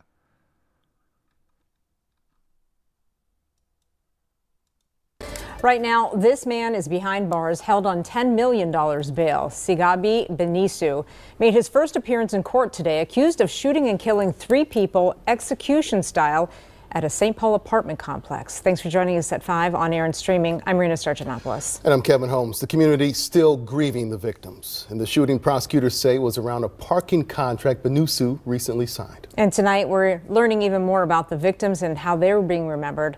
Sammy Salina has our top story. Sammy? Kevin, Rena, the suspect appeared in custody in court today. He's charged with 3 counts of second-degree murder, and the judge confirmed today his bail will remain at $10 million. Every time I hear a story like this, I'm like, black people shouldn't be allowed to have guns, first of all. That's the first thing I think. Ideally, there wouldn't really be hardly any black people around America at all, but I would take away their gun rights day one as president. That's day one. Turn in your guns. If we catch you with a gun, straight back to Africa for you. And, and then I start to think about all the like pro Second Amendment people who love to soy jack whenever black people flex their Second Amendment rights. They love to be like, base, the Second Amendment is for everyone. I love it. I love to see armed black militias out in the streets and shit. It's like, really? I don't like it at all. $1 million. The leasing office is closed, while a memorial grows outside of the Davern Park apartments. My heart went down in my feet. It's like, oh my God, that's our So we had the victims there.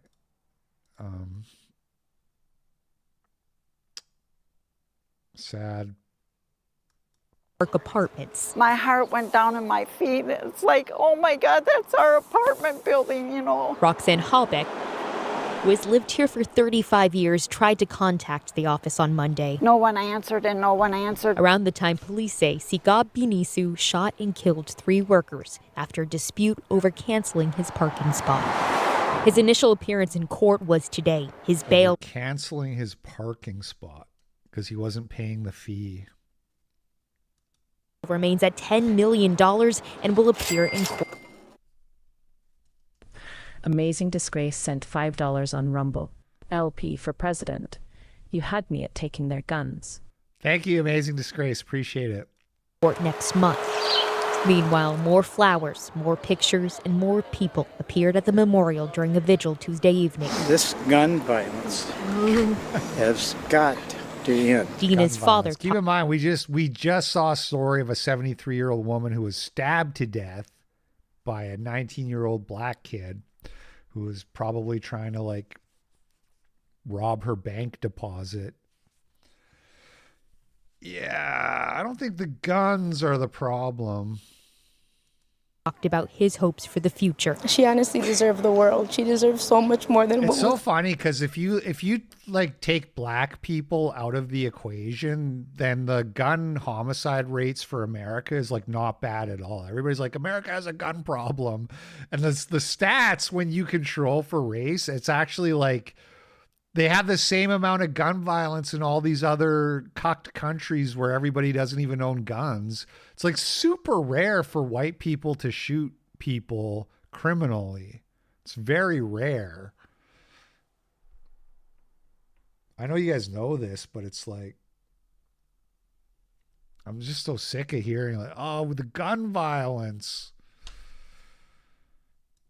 Given to her. Nancy Fuentes Zambrano's friends reflected on her selflessness. She was just one of the best people to have as a friend. Beautiful inside and out. And A.J. Wilwarding's tenets highlighted his kindness. It showed in his character. Being able to even enjoy him for the short period of time that I did, I'm thankful for that. A.J. was a manager for the building company. In a statement, they said his teammates considered him a great manager and referred to him as a friend rather than a boss. His sister, Susie Post, said in a statement, "Our mom and him have a bond so unbreakable and so special. He was a protective and proud big brother to his big sister. He met the love of his life, Jenna, when they were just teens and have been together for over 25 years. AJ was the fun uncle, and his niece and nephews were his world." We also dug into court records today to see if there are any cases that may raise alarm about Benisu's history. We didn't find anything besides parking violations. The St. Paul police chief said earlier in a press conference that Benisu may have appeared in call logs, but the department clarified today that they haven't had any documented criminal cases involving Benisu. Nothing but tragic and sad for everyone involved. Yeah, the black guy's the biggest victim here, if anything. Just tragic for everyone. Let me guess. No hate crime charges on that one. Let me guess. We're not doing hate crime charges. Former Pennsylvania State Rep Jesse White indicted on child porn charges. A troubled former state representative is facing charges once again, this time in federal court. KDKA's Lauren Linder has the details. That's one word. According to court documents, FBI agents found more than 100 files containing child pornography on laptops and drives like this, belonging to former Pennsylvania State Representative Jesse White. Nearly 10 years after he last faced controversy, Jesse White is making headlines again. The former state representative, who served parts of Allegheny, Beaver, and Washington counties from 2006 to 2014, is now charged federally with receipt and distribution of child pornography and possession of child pornography. Court documents reveal on Sunday Google flagged images and sent them to the tip line for the National Center for Missing and Exploited Children, which then forwarded the reports to the FBI.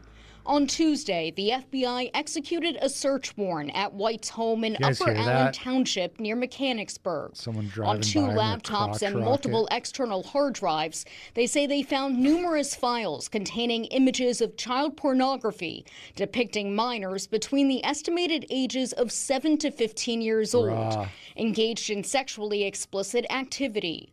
Investigators say White used Proton Mail accounts and encrypted applications like Telegram, along with a peer-to-peer file sharing program to send and receive the material. And during the search of his home, they say White admitted his devices contained child porn that he accessed on the dark web. Back in 2017, the state Supreme Court disbarred White and forced him to surrender his law license for stealing more than $100,000 from his clients to fund a gambling addiction. Police filed charges against him, but they were dropped. A few years earlier, his mother also sued him for impersonating her to get a... Steals $100,000 and doesn't get charged? Politicians, man. Credit card and rack up nearly $28,000 in debt. And before that, a KDKA investigation revealed White had used false identities online to attack political opponents. During a hearing in Harrisburg, a judge ordered White to remain in jail as the case is presented to a grand jury within the next 30 days. I reached out to White's attorney for comment, but have not heard back at this time. Lauren Linder, KDKA TV News. It's Forney. Matt Forney. Oh, man. Oh, I wonder. You never know. It's like, was he always a pedo, or was it just the slippery slope of degeneracy? You know what I mean? Did it start off with something more innocent like gambling, and it just all kind of spiraled from there? Who knows? Virginia woman's remains ID'd by DNA as police link four suspects to second alleged murder. The Pecker doctor sent $3 on Power Chat. Did no one else catch that Google's software/cloud detected the images and notified law enforcement? He's a piece of shit, but that's still wild. Zero privacy. Yeah, no, that's real. And you got to be careful. You know, we had like a little kiddie pool, and it's been very hot. And like the kids were out in the pool naked, and Allison sent me a picture of them both from behind, and she captions it, bums out, sun's out, or sun's out, bums out. And it was like funny, but I told her, I was like, don't do that. Do not send stuff like that, because they'll like ban us from WhatsApp if they do, you know what I mean? Because I know they do that, and I'm not even like actually against it, because the way it's all automated, and it's specifically looking for child pornography, and they catch pedos that way. So I'm not actually against it, assuming it's being used correctly, which there's no evidence. Could they be spying on literally every single thing you do? Yes, they could be. But we don't have proof of that. Anyway, in general, like I wouldn't, like, don't do illegal stuff on the, don't do illegal stuff in general. Don't do it on the internet. Like, especially don't say things that are illegal on the, because yeah, they could be watching. You should always kind of assume that it's not truly private and act accordingly. You know what I'm saying? You know what I mean? I'm not going to say I've never like fired up the VPN and downloaded a movie or whatever, but I wouldn't do any real crime. And just assuming I'm safe because I'm sending it in a fucking email or whatever. Okay. 4 suspects accused of killing a Virginia teenager are now facing charges in a second homicide after investigators identified a woman whose remains remained a mystery for more than 3 months, revealing what authorities say were 2 connected, premeditated killings. The killers are Rashad Antonio Mayfield, Devontae Gregory Pettaway, Jaden Lamont Phillips, and Kennedy Jade Lambert. And then here's the woman who they just identified, Helen Marie Poland, 56. Kind of looks like Cyndi Lauper a little bit. Here's the killers.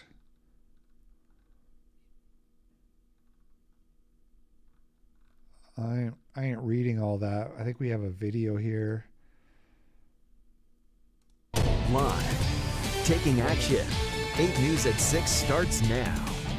Tonight, a woman the Caroline County Sheriff's Office worked to identify for more than 3 months is being remembered as kind, funny, and always joking.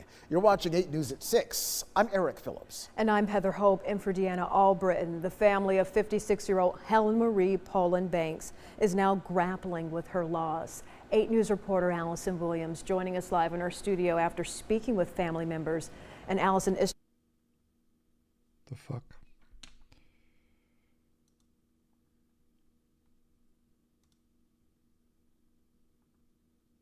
Just been an unimaginable week for them. Eric, Heather, it really has. There are so many pieces of her death that they're trying to wrap their heads around. Deputies believe Banks's murder is connected to the murder of 18-year-old Jaden McCumber of Hopewell. Banks's family says no one deserves what happened to her. She was my daughter. Okay, Jaden. Okay, so black name, not necessarily black, but the 18-year-old who was killed maybe also black. So what I'm thinking right off the bat is they all killed this woman, and then they killed the black kid because he was gonna like snitch or he was gonna break or something. That could be totally off, but I'm just guessing. Let's see what they say. She was a mother. She was a grandmother. She always was making people laugh and stuff. Retha Pullen says her daughter Helen Banks' death has left her numb. Banks' daughter Scarlett Pullen tells 8 News she had 5 children, 10 grandchildren, and a great-grandchild, and would help anyone. It makes the question marks around her death that much bigger. 18-year-old Jaden McCumber of Hopewell was reported missing at the end of March and found dead in a pond just 5 days later. During those 5 days, a Caroline property owner found Banks's body near Bagby Road, the sheriff's office having to use complex DNA analysis to identify her after she was left in a, quote, deeply disturbing manner. Deputies finding evidence that the 2 deaths are connected. At the beginning of April, they arrested these 4 suspects, believing both McCumber and Banks knew at least one of them. They now all face 8 charges, including 2 counts of first-degree murder. I'm living through a fog, and I just feel numb. Shock, numb. I just didn't know what to say. Banks's mother says Banks was at a rehab facility in Richmond at the time, so it wasn't odd that they hadn't heard from her.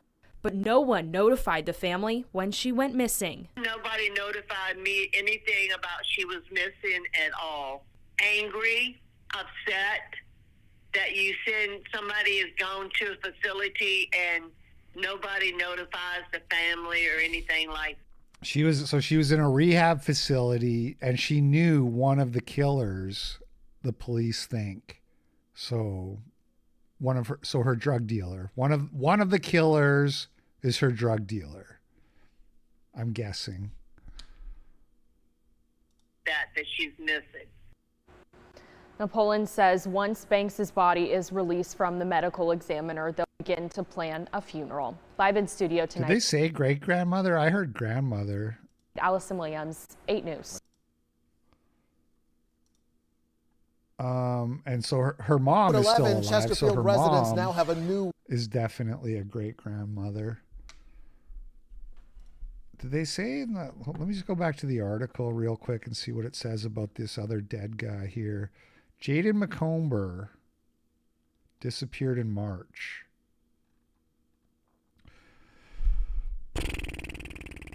It doesn't really say anything here.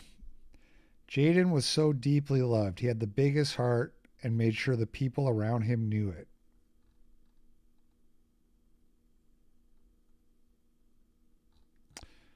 All right. Anyway, we're winding down here. What is this? The police officer didn't want to appear racist by cuffing him. She gave the black teen the respect her superiors told her he deserves. And he shoots her 5 times. This could be an older video. Phillips and Hickory. Because the teenager looked young, the female police officer did not put handcuffs on the teenager when taking him to the police car. She did not realize that the rookie mistake. Teenager was a member of a gang with a large criminal record. Come on, you gotta stand up. What'd I do? Come on, turn around. Just as the policewoman was I didn't do nothing. About to handcuff the teenager, something unexpected happened.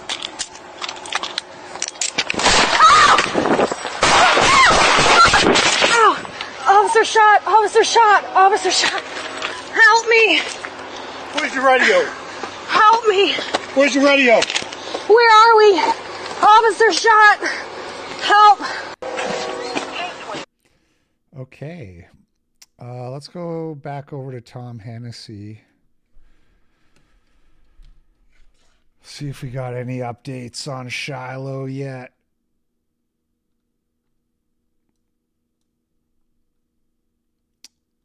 So this was from, okay, we missed this. This was earlier today. Before they called a detective. Let's see. The defense called a Rochester police detective who interviewed the father 10 to 11 days after the incident. The detective, actually, this says this was posted 1 minute ago. I'm confused because he said they were already deliberating. Anyway. The detective confirmed the father never once claimed he feared Shiloh Hendrix would hit his son. In fact, he never mentioned any fear of Shiloh doing anything during their entire interview. The judge had to warn defense attorney Brian Carolus for contempt after he kept pressing the obvious point that GoFundMe is a well-known, verified fundraiser platform. I'm not really sure the relevance of that. Prosecutors tried to sell this as a simple open and shut case, claiming Hendrix's words were fighting words and her conduct disorderly. They insist it's about evidence, not emotion, while shamelessly leaning on the boy's alleged autism for sympathy. The defense made it clear the government is prosecuting a young woman for her language. Attorney Carolus rightly called this the result of years of cancel culture run amok in America. There's zero evidence Hendrix even knew what was stolen from the bag, let alone that the child was autistic. Carolus exposed how prosecutors are exploiting the boy's condition to manipulate the jury. Yeah, I've made this point before. I pissed off a bunch of people because there was a story a long time ago several years ago where some 14-year-old white kid who was autistic got shot by police. And everybody was doing it like, he's autistic. You know, it's like white people wanted to be victims so bad. They're like, finally, one of us got killed by cops. Finally, like we get to chimp out like George Floyd or whatever. And I was saying, it's like, the cops don't know or care if you're autistic, man. Nobody does. That's your problem. Sorry. And that people were really mad at me for that one. But all these years later, and I haven't changed my stance. I'm autistic. Oh, sorry, I didn't know. Do whatever you want all the time. It's okay, I'm autistic. Oh, do whatever you want all the time. This just doesn't work that way.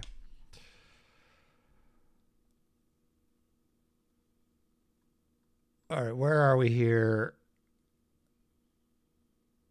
There's zero evidence that Hendrix, the defense hammered the father's ever-shifting story and multiple lies. In his initial police interview, he showed zero emotion and never expressed any fear.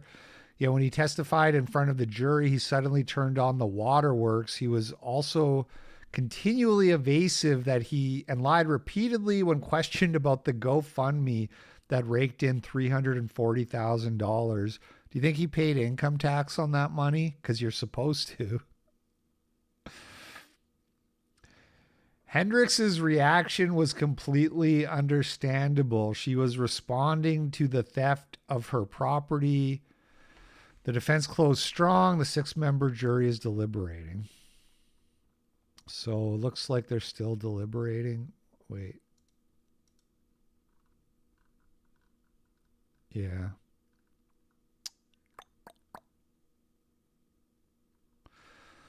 All right, looks like I'll let you guys know tomorrow how that shakes out. They might not get a verdict today. You never know. They might get hung or sequestered. They might have one person who's arguing who just won't budge or whatever.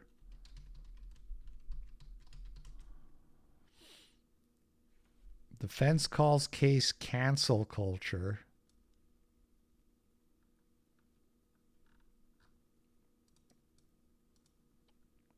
Yeah, I would call it anti-white prosecution. I would call it race-based prosecution targeting white people for the crime of offending blacks. That's what I would call it.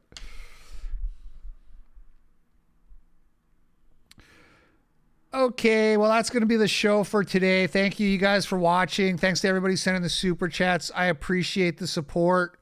I will let you know whatever updates we got on this tomorrow for $5 Media Friday, my last show before my 1 week off. You guys enjoy your week. If I don't see you tomorrow, and I will catch you on the flip side. Peace out.